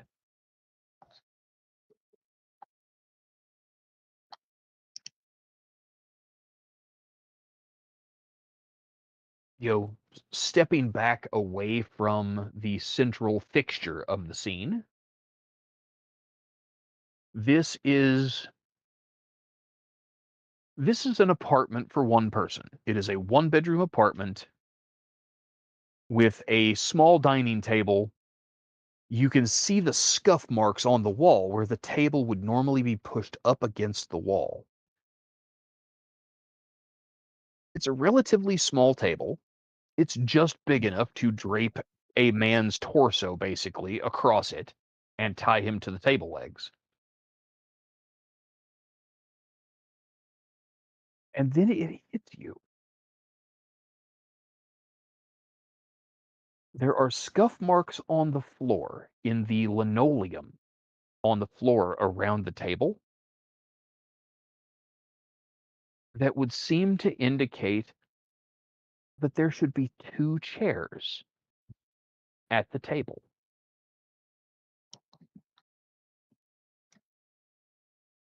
Maybe the guy had friends over, maybe he had a girlfriend or something, you don't know.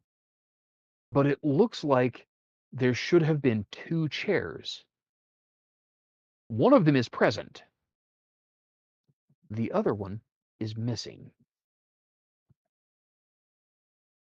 Ron is going to examine like the legs and like if the back of the chair has like, like decorative pieces of wood. I'm not sure if it's just like a flat back, a cushioned back, but he wants to look at any long, a foot or longer plank of wood on it or decorative piece of wood or whatever.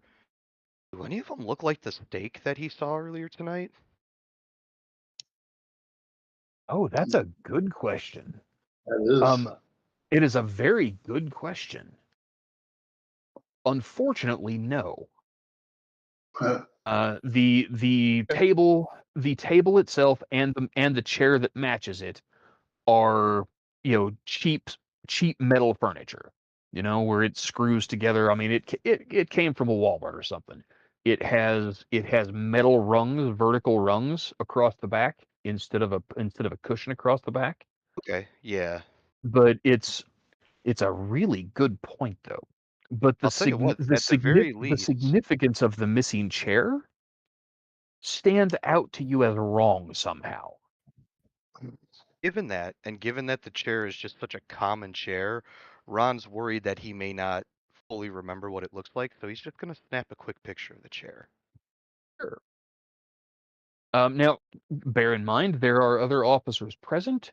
If you've got something that you want somebody to do, if there's anything that you think somebody else could help with while you're doing this, Yeah, you know what? I'll call one of the officers over, I'll point at the chair, and I'll say, it looks like there should be 2 of these. You want to go see if there's a discarded chair anywhere in the rest of the apartment or out in the trash bin out back, the dumpster? yeah, sure, detective. We'll get right on it. And Cool, he thanks. grabs another officer. The answer to is it still in the apartment somewhere is a quick no. Yeah.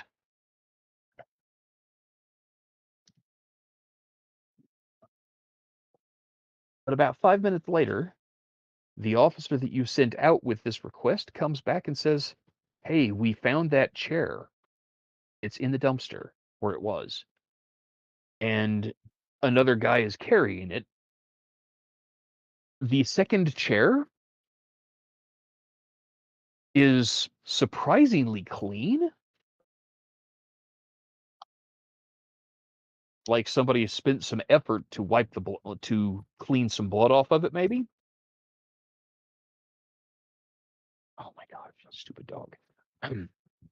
But the interesting thing, there is an impression on the seat of the chair.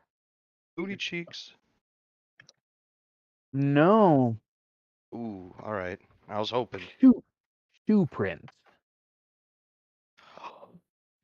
Ooh, somebody needed to get up higher for something. Ron's gonna tell that officer, hey, tag that chair. That's evidence. Sure, of course. You wave over the crime scene guy. He spritzes it down with the I forget what they call the stuff, but this basically the spray can that shows blood under a black light, Mm-hmm. and waves the black light over it. And yeah, sure enough, it's been wiped down, but there is definitely a pattern where you can see where there has been blood wiped off of this chair and still traces of it on it. For future reference, that is called luminol. Thank you, Luminol. Frankie. I had misplaced the word. Mhm.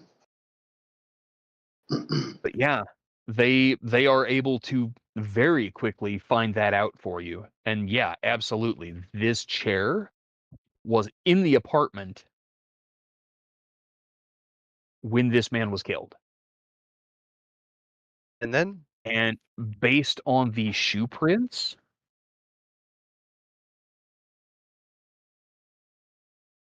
you think with great confidence that either someone was standing on the chair to watch while this grisly murder was conducted, or based on the preliminary with the luminol, you kind of wonder if it was the killer standing on the chair. right, like if they were really short and they had the person on the table and they had to stand on the chair to do what they were doing. Exactly. Oh, by the way, Jeez. it is a very simple matter, no roll required, because when they hit it with the luminol, the outline of the shoe prints on the seat of the chair show smeared blood having been cleaned off of it, but no outline like the blood would have puddled in that space. So you think that the killer was standing on the chair when the blood splattered on it. Just a quick, I mean, Ron's not even gonna pull his tape measure out. He's just gonna look at the whatever imprints or mark that he's looking at. What size shoe does this look like? If this were a man's shoe, is this a man's size 12 or is this like a man's size 6? Um, that's a fine question. The footprint looks to be maybe half the size of a grown man's foot. This is either a very small woman's shoe No, or it's not. possibly a child. Yeah, Ron's been kind of trending towards this child thing, and I think the small feet just did it for him. And he is just like, son of a bitch. Son of a bitch. Mutters it a couple times under his breath. Okay. So now he's putting his thinking on and he's saying, okay, so I'm to believe a child overpowered a man to the point that while alive, possibly semi conscious, the man was then restrained to a table and, you know, surgeried to death. And he's like, man, I gotta find out if there's any children kindred running around here. Hey, Ron, Yeah. make that wits plus awareness roll for me one more time. Ron, you genius.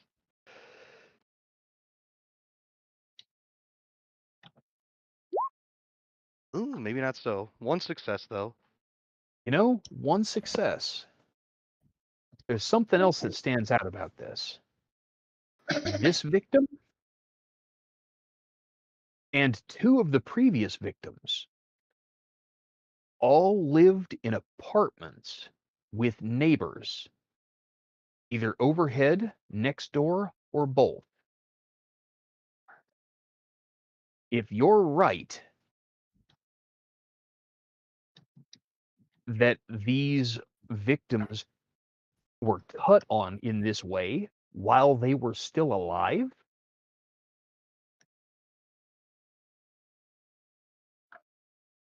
how could someone have kept them silent and not had the neighbors hear their cries? And that's why I was thinking the semi-conscious thing, but you know, maybe Well, you know, maybe that's a drugs, good maybe point, you but know. that's the thing. The previous victims have had their tox screenings done, and there's been no evidence of drugs in their systems. Anything like an opioid or Right, anything that right. would, Rohypnol or something Nothing similar that's that would that have much of a rendered them sedative to unconscious. block the plane or yeah, so where they wouldn't be Right, at least expressing some discomfort vocally. right. Nothing like that was in any of their systems. It had gone overlooked because honestly, you at no point had anyone given consideration that this mutilation could have been done while they were alive. But that one success on that second awareness roll fills in one last blank for you. You yourself possess a power that would allow a kindred to do this Hmm. without the victim screaming. Hold still and be silent. Ron writes himself onto the suspect list. No, I'm just kidding. Yeah. Well, maybe I had a couple nights there where I just don't remember. No, Yeah, I but mean, things happen. Your whereabouts aren't completely accounted for. No, I'm kidding. Totally kidding. well, I will say I have seen Merrick, kind of phase in and out. Now, but Ron is going to turn to one of the other officers present at the scene, and he's gonna say this at a strange request, but I want you to give me a missing persons report of all the kids reported missing in Denver in the last like 5 years. I'm sure it's gonna be extensive. Just whenever you Oh, get it done, get it to me. yeah. He looks at you like you're a little off focus. Like, He's gonna wave well, his hand and say, "Listen, you see the size of those shoe scuffs on the chair? I would shudder to think that we could well, have a missing child somewhere." he looks at the size of those shoe prints and he's like, man, anybody that's any kid that's been missing for 5 years,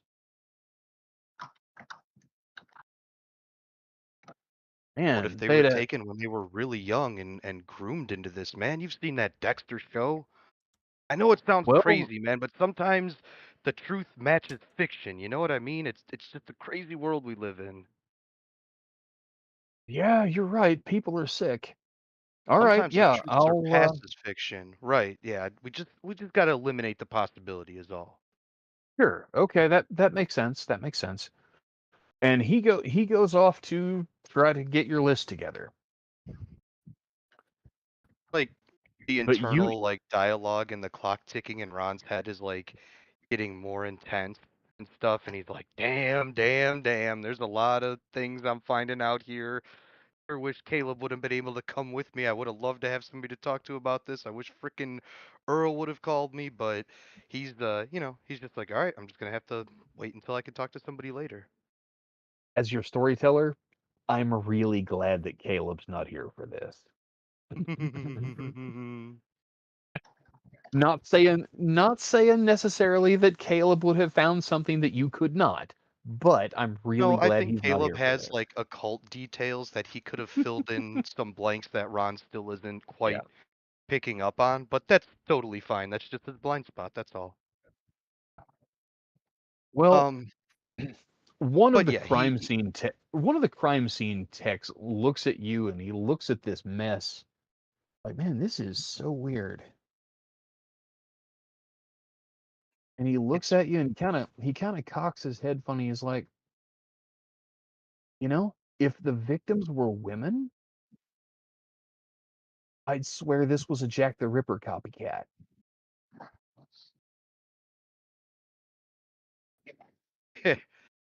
he like stifles a slight smile as his head like pops up, and he just kind of looks over at the officer and he goes, "Wow, man, that's a throwback reference." But I gotta say, it is a astute observation because now that you said it, I can't unsee it. You know that. Well, I mean, this is what the fifth one of these we've dealt with in like 6 months. You know what? I got another assignment for you. And again, this is going to be kind of crazy, but just think of it You're as talking to the information crime scene gathering. guy? No, you know what? He's going to call over one of the officers, one of the other officers Okay. again. And he's after having Okay. this conversation, he's like, I have another assignment for you. Again, kind of crazy. I want you to investigate the 1800 murders that were committed by Jack the Ripper.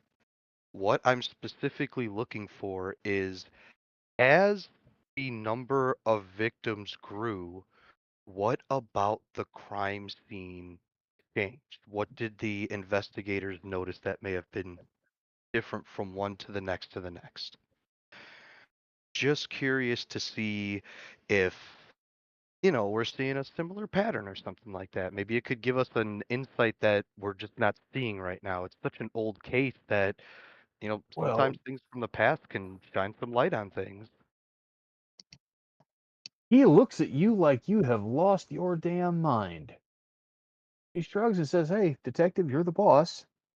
That's right. That's Um, how I got to be a detective. You gotta think, man, if you're presented with a square box, you gotta start thinking about it like an octagon or something, man. You can't just make everything fit inside there. Come on. all right, yeah,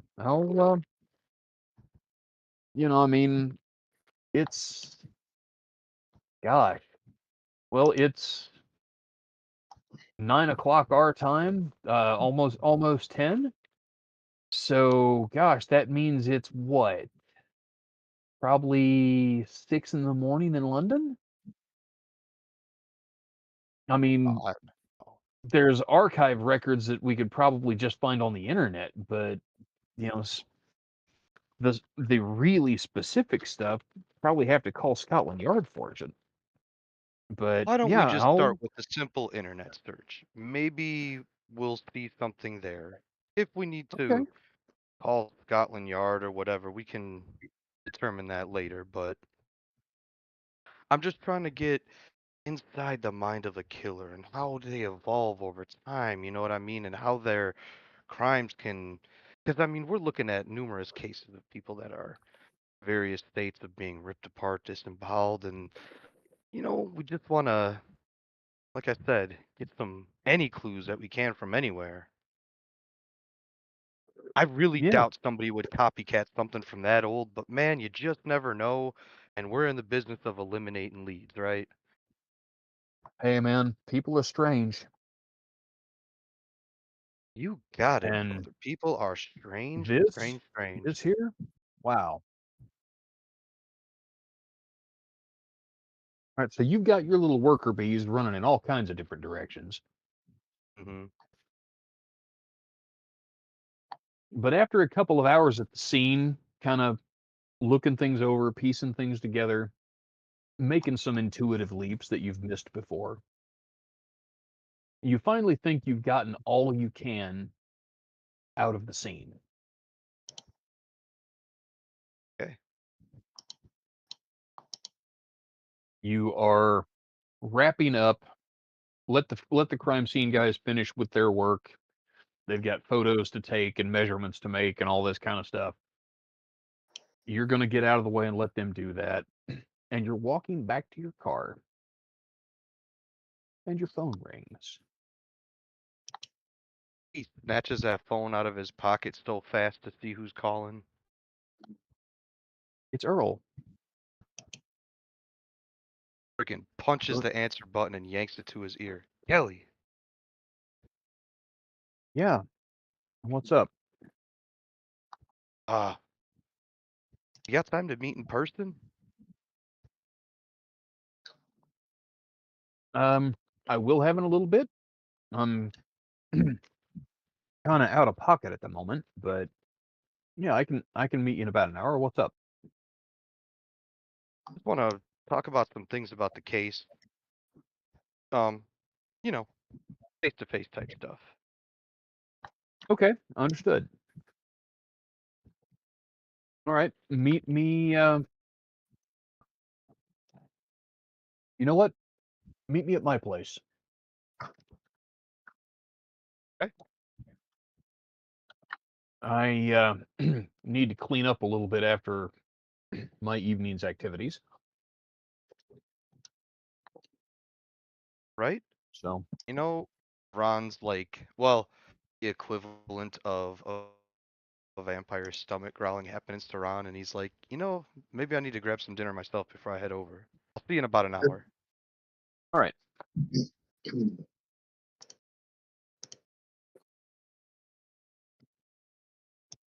So you make it the rest of the way to the car.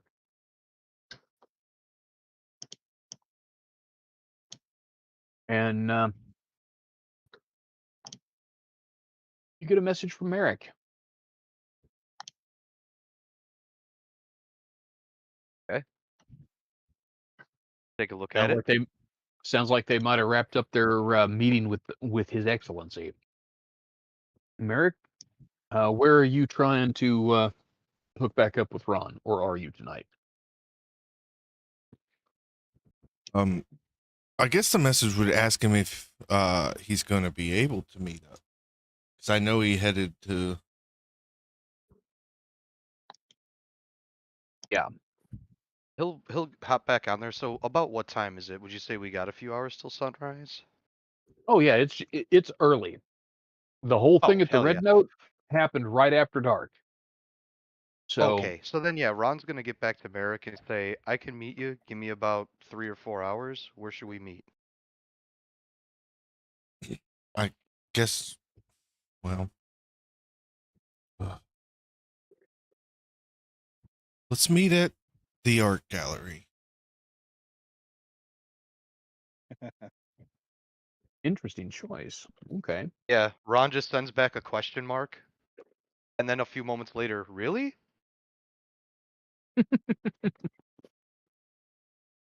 Yeah, the art gallery. All right. Ron leaves the message on red, so Merrick can at least Yeah. see that he read the message, but he doesn't reply, and he just slides his phone back in his pocket.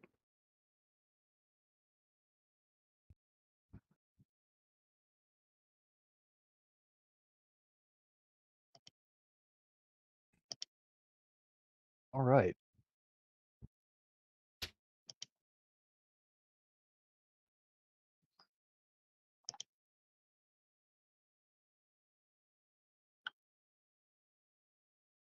So you saddle up and head out to try to slake your thirst, as it were. Going to invest an hour or so in getting a bite to eat. Let's have you go ahead and make a hunting roll. Let's call All that right, JD. wits plus survival. Ooh, nice. Okay. Where are you going looking for prey? This is going to determine your difficulty. Hmm. I would say, given that it's still early, Ron is hoping that maybe he can catch somebody who like went out and started partying too hard and is maybe already down for the count. Maybe is, throwing up in the alley or sleeping it off in the car or something. So he'll kind of cruise the bar scene a little bit. Okay. As early as it is, that's going to actually be a little harder than what you're used to. But let's go ahead and get a roll. Call that wits plus survival. Do you have dots in herd? I don't think so, but let me. Is herd a clan discipline? Or is it a Herd discipline, I is should a say? background. Background. Okay, I don't have it. Okay, very good. In that case, your difficulty, sir, is going to be an 8.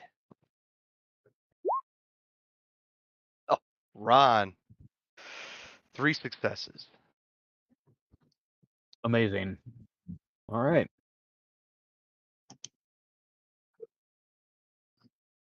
You do successfully find someone to feed from. Roll self-control. All right. Is that oh, okay, I see it. There it is. Yeah. 4d10. Here it comes. Dude, no way. Yeah. Ron is in control, bro. Oh, man. Ron has got the strongest sense of self of any of the vampires in this party. Knows who he is, knows what he wants, and knows that he has got to keep his cool if he wants to get it. So, yes, you are able to feed. You may regain 3 blood points.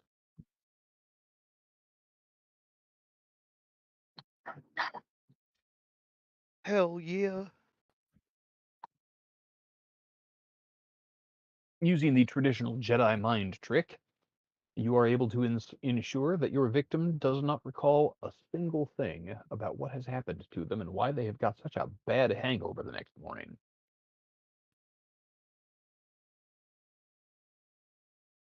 But after having spent some time hunting, finding a victim, and feeding, you make your way to Earl's apartment. You find him getting himself together after a shower.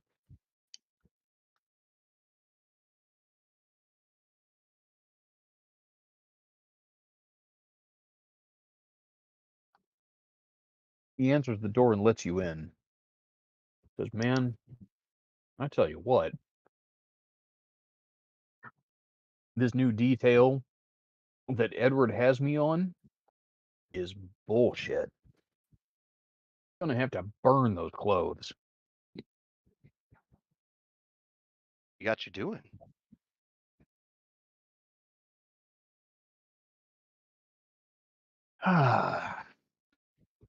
Fur trapping. Mm. Ron just makes He- a face like ew. yeah, he's got me knocking on alleyways and dumpsters looking for werewolves, which is absolutely stupid and suicidal, but he's the boss. So the good news is I've got a couple of ghouls to help with the process. And the really good news is haven't found any. But didn't you say you had an idea about how to find their friends? Fuck, if You I did, I were don't going remember. Shady. through mugshots looking for the one you killed?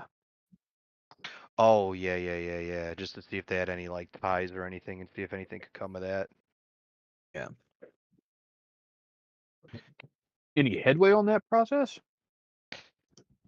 Not really, no. I haven't really found any solid leads on that. Well, it ain't a bad idea. Get me a Did you get a picture of the guy? I'm assuming he has one on a file somewhere, but I don't know that he's got it on Yeah. him, so he'll just say, "Yeah, I've got it," but, No, you you know. took it with your phone. Oh, okay, cool. Yeah, so he just, "Yeah, I Yeah. got it on the phone," you know? All right. I'll I'll get one of my guys at the department to try to sit down and do the grunt work looking through and looking for him. And I'll let you know if I find anything. So what's on your mind tonight? Well, I just wanted to talk to you about the scene I was at and ask you a couple questions about it, but before I even start, I want to ask you this. It's going to be a kind of question that might raise some alarm, but let it be known that I'm not, planning anything like crazy or anything like that. I just have a quick question about Prince. How well do you know the Prince, and how much would you trust the Prince in general?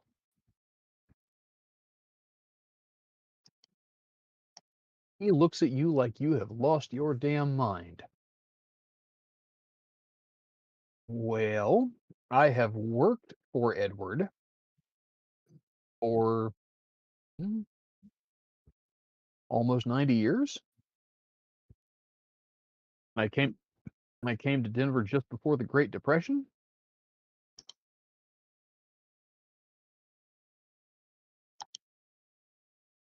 and it was during the Depression that Duke hit me up and asked me if I would be willing to work for him to help maintain order in the city. As far as how well I know Edward, I can't say that I know him real well at all. I spend most of my time dealing directly with Duke. Why do you ask?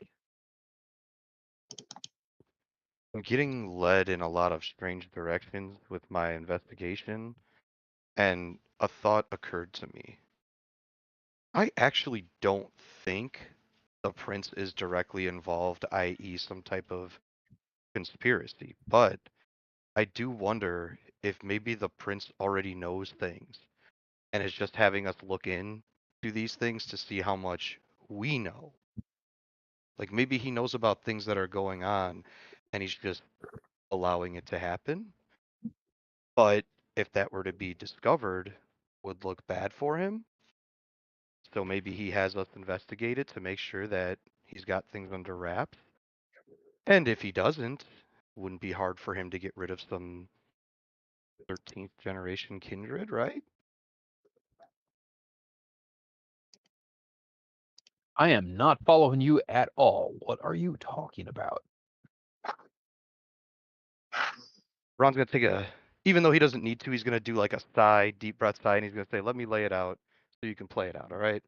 And he's gonna just start going over all the different evidence he's collected and things like that. And he's just like, "Look, if this is a child kindred, right? Maybe this is one of his children. Maybe this is like literally children. You know what I mean? Maybe this is somebody that he knows about that other people don't know about. How many child kindred are there, Earl? I've never met one yet. Have you? But they Oh, have to exist, right? I mean, you hear about them sometimes, but they're almost universally the stories you hear that they're just absolutely batshit for being turned when they're way too young. But as far as I know, there aren't any child kindred in the city. you think the prince would just not know about kindred in the city? He seems pretty connected. He seems to have his finger on the pulse of a lot of things.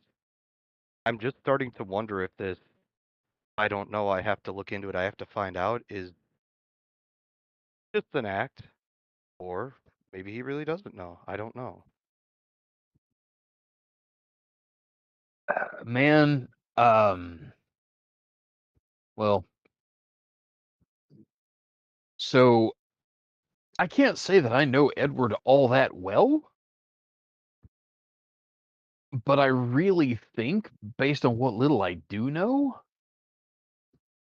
he likes things to be quiet.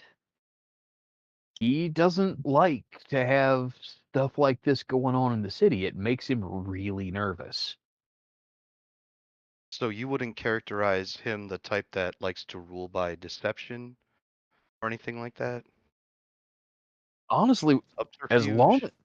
as long as things are quiet, he doesn't do much ruling. He's not the type to, stick his nose in everybody else's party. As long as everybody behaves themselves and nothing funky's happening in the city, he doesn't get involved. It's very much a live and let live kind of place. Obey the traditions, keep your head down, do your own thing. Get along with your neighbors. Okay, That's half fair enough. half the reason the city's done as well as it has over the years. He's got his interests and he's pretty jealous of them. You know, you don't make waves and you don't try to, buy out his nightclub or, shut down the art gallery that Wilkes runs. You don't mess with the Toreador. And as long as everybody's getting along, he's, do what you want. I just realized that Ron doesn't know that it's actually Wilkes. Ron, I yeah, because know, I was gonna right? say Ron is getting ready to lay this shit on Earl that they discovered earlier, and he's gonna give Earl some information that's not correct, but it is what it is. He doesn't know that. But yeah, so he's gonna make eye contact with Earl, like serious eye contact. He's gonna say, "Hey, the conversation I just had about the prince, that was between you and me. I'm not gonna go back to the rest of the newer kindred with that. I'm not gonna talk to Duke. No, I just wanted to talk a scenario out between you and I. You know what I'm saying? Hey, you know what? So that's it. I'm not There's only one other anti-prince. there's only one other Ventru in the city. We got to stick together, man. Hell yeah. No, I'm glad you're sitting down for this because I got to tell you what I did before I went to that crime scene. Got a call from Merrick, and he's just gonna go into the whole thing. I'm not gonna re-describe the scene, but just gonna go into Sure. the whole scene about how, Merrick called them in quite a stir and asked them to come and what they found and Duke's reaction. Duke saying this is Booth, which Ron is telling him heartfeltedly like Booth is dead.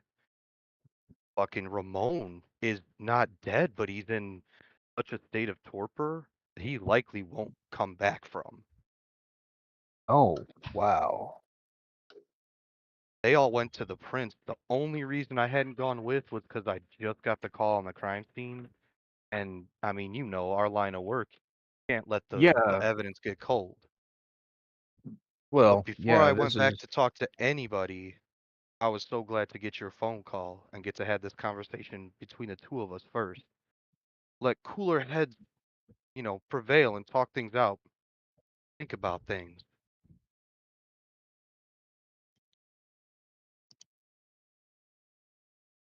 He says, "Well, right. So look, what? Kelly, I appreciate your time. I'm gonna get out of your hair, but like I said, what I just said, this conversation, it was between you and me. You know what I mean? Yeah, absolutely. So what's your take on the new crime scene? I learned a lot at this one that I was missing in the other previous ones, and now I'm really kind of on.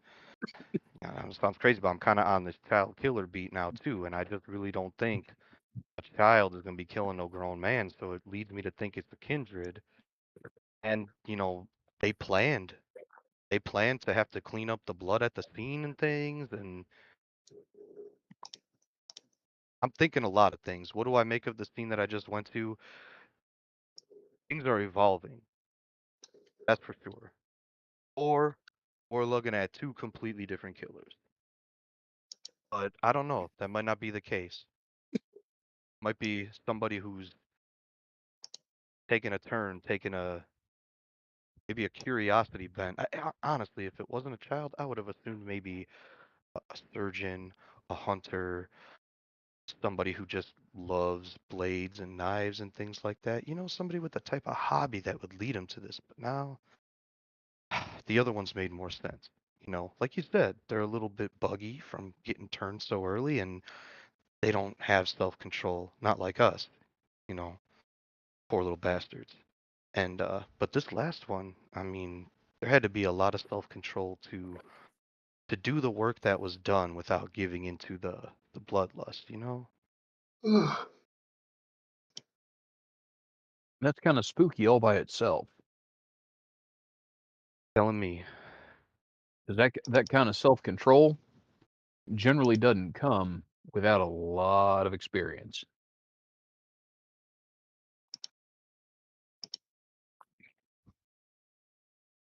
All right, well, Ron suddenly starts thinking that maybe telling the guy to look for all the missing kids for the last 5 years wasn't going back long enough, but then also, like, how do you sift through all that information, right? Like, well, he's just like, damn, this might be a old ass kid.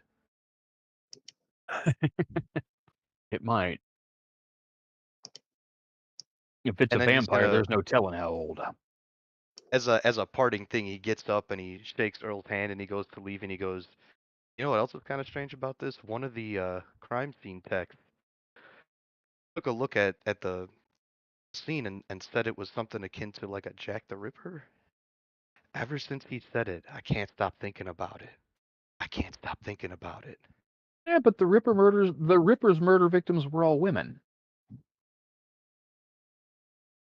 Sure enough, but I don't know, man. Maybe Well, there's a but connection. that still leaves us with the question of where are the missing women? Yeah. I really wish Yeah. we could get a break on that.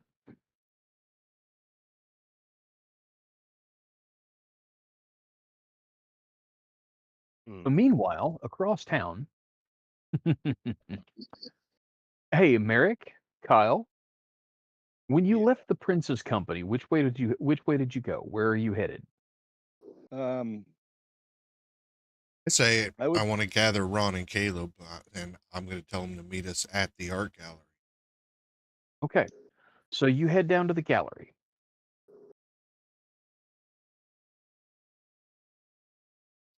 Noriko, are you Noriko? going with? Are you following him? Norco was going home. And then they were going to text me where they were headed. I was Okay. going to just, Are you going to meet us there? Because if so, I'm going to ask you something. yeah, I'm going to meet you then. All right. Upon arrival at the art gallery, What I was need the you ask? guys. What I was the need you question? guys to. He hasn't asked yet. Will, hang on a minute.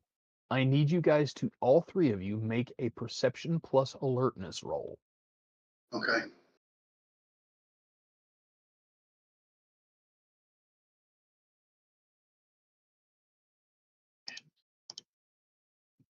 Perception. 3 successes. 3 from Eric. That's good.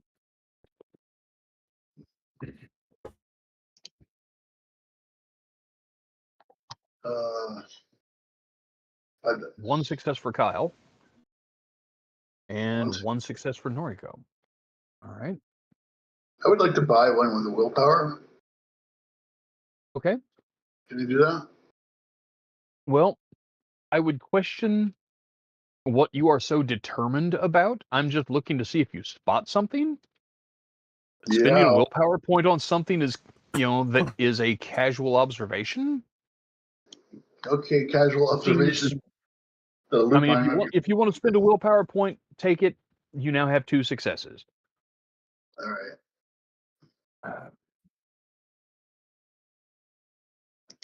All right.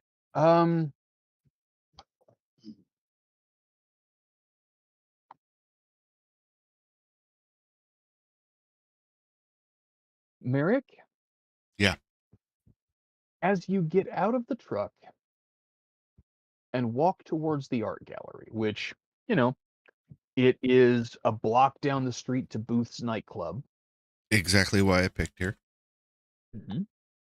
I'm not trying to go in or like anything. Like this was just. It's 11 o'clock at night.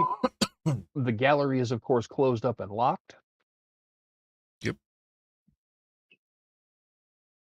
You And notice, and with 3 successes, you're the only one of the 3 of you that notices it. And it's not so much that it's something weird, because, I mean, this is a busy district. There are people all over the place, coming and going from restaurants and nightclubs and bars, and, you know, there are people all over the place. But something catches your attention as you get out of the truck. At the corner of the building, you see a woman.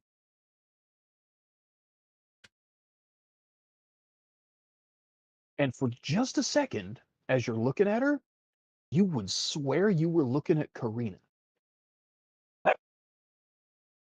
And I then don't know. she steps out into the light a little bit, and you realize that no, it's not. It's just, some blonde-haired, blue-eyed chick that just happens to look like her. yeah, Merrick doesn't know about It, the clones. yeah, just Uh, some chick that looks like her. But it sticks in your brain. Absolutely. I'll mark that to talk to Caleb about. And I mean, not so much that it's going to make me suspicious and dominate the scene, right? It's just something like, oh, No, that's no, interesting. it just catches your attention for a minute, and then Kyle and Noriko come up to you, and the 3 of you are talking, and, well, what are you guys doing moving forward? Are you gonna try to go into the club? So Are you gonna listen, try to get into yeah. if So you're gonna, they come up to us, and I'm like, listen, Mhm. Wilkes is dead. Booth is indisposed, and from what he revealed in our little meeting, he met with Constantine, and that prick seems like he's such a pretentious fucking asshole. I know he's got to keep like a journal or some kind of like notes on meetings that he has with people because he is that much of a stick up his ass kind of guy. I want to break into Booth's office at the club. I want Noriko said you're good with technology. Maybe you can find something on his computer, papers, some kind of notebook on the meetings that he's having because he knew something and the prince saw it and chose not to tell us, and that bothers me. okay, well, that's what you were asking me. Is if we wanted me to do Yeah, something. because your technology, you told us a couple sessions ago you have dots in technology, so I figured that'd be a good opportunity for you to use them. Yeah, sounds good.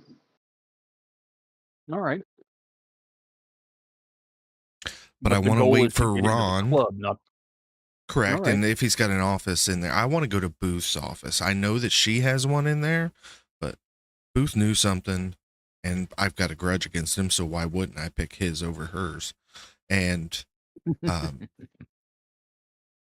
he's not going to be there. I want to wait for Ron to get here. That he's got dominate. We can deal with ghouls, so we can get in there. As far as I'm thinking. Oh, 100%, 100%. Heck, if Booth's not there, you know, uh, he told you once before when you and Caleb went in there that you in particular are a known face, and his staff there at the club is supposed to treat you like an honored guest anytime you show up. Exactly. So you've got a definite golden opportunity while you know he's busy elsewhere. So yeah, Ron, this is the scene that you arrived to.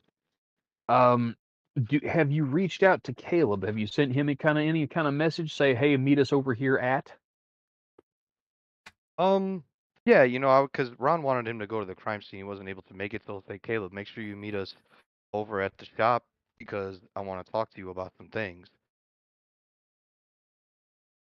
Okay, very good. I will say, I So apologize. I was talking to my wife, so I had the headphones like halfway on. I know Noriko and Merrick were talking. I don't know the exact context of the conversation. My bad. No, it's all it's good. fine. It's not Y- the shop we're meeting at. We're meeting at the museum. So other than that, Yeah, Okay, okay, gotcha. yeah, no problem. But yeah, you roll up, um, pull up, park next to Kyle's truck, find Noriko, Merrick, and Kyle all kind of lurking in the shadows a couple doors down from Miss Wilkes's art gallery. Booth's nightclub is down at the other end of the block. Okay, go ahead glad you could and And show make up. my this is our way. golden And opportunity. I explained to him, the plan and why I choose it, because I tell him what happened at the office with the prince and Booth, and that it ended up being Wilkes, not him. And I just give him the whole layout, Yeah. other than admitting that I asked the Diablerize remote. So everything but that, I hand over, and then I tell him my plan. Excuse me. Yeah. So, Detective Green, you just find out Yeah. in a detailed and, comprehensive kind of way that maybe your boss, the sheriff, isn't as sharp as he thinks he is, because he was convinced that that was Wilkes's body behind the bar. If that was it, or it was Booth's body behind the bar, and if that was Wilkes instead, oh, that's Okay. big news. So Ron wants to pause on that for a moment, and this is a question for you, the storyteller. Would there be any way to like well, you know what? I guess Ron wouldn't really know this, but here's what Ron's gonna be thinking. Maybe, just maybe, Duke is just fine, and he made a misinterpretation based on somebody else muddying the waters. He's using some type of, clairvoyant or divination or blood ability to allow him to see what had happened at a time when he wasn't there. Maybe there's a way that could be manipulated somehow. Who knows? And obviously the prince is going to have a stronger sense than Duke, so he's able to just see right through that. But yeah, Ron's going to look at that less as like an indictment on Duke and maybe more of a sign of this could be the type of power we're dealing with. It very well But he could doesn't know be. that for sure. It's just a fleeting thought that he has. But yeah, he's going to be shocked to discover that it was indeed Wilkes. So that's first and foremost. And just give me a quick rundown. What was Merrick's exact plan again, Frankie? Oh, so Booth is being held captive by the prince right now, and we know Wilkes is Hmm. dead. So we have free reign to both of these people's offices. But I wanted to go to Booth's first because he met with Constantine, the most recent. So I think if we go Oh hell there, yeah, because he's a pretentious asshole, there's no way he doesn't keep journals, notes, emails, that kind of fucking shit. perhaps yeah. Okay, yeah. He's I mean, probably there usually is a trail somewhere. I mean, a detective will tell you, man. People they're not as smart as they think they are. They think they cover their tracks, but they usually leave a few crumbs somewhere. Merrick salutes. I'm learning from the best. Yep. Yep. Yeah, All I'm right. game to help you, man. I'm game to help you. So, We just gotta wait for Caleb. Dun dun dun. yeah. Well, as it happens, it is 3 minutes till 10 local time for me, which is to say that it's 3 minutes till 11 Frankie's time. Yep. Yep. This feels like a good place to wrap it up for the evening. We will pick back up next week when Caleb rejoins the party. Poor Caleb gets to go and have a conversation with his sire that may or may not go the way he thinks it will. But in the meanwhile, I hope everybody enjoyed tonight. Yeah. It is Well, just yeah. chock full of revelations and opportunities. Thanks to all the viewers on Twitch. Thank By the you way, I very know much. we don't do stars or wishes, JD, but that crime scene was just spot on. So stars to you and Nick. That was really great, kind of the way Man, he this like whole fucking he episode was good, investigated it man. out, and yeah. So I thought that was really. Thank you, sir. All right. Well, let's all say good night to our viewers. Thank you, folks, for being with us. Anybody that did? XP Good night, everybody.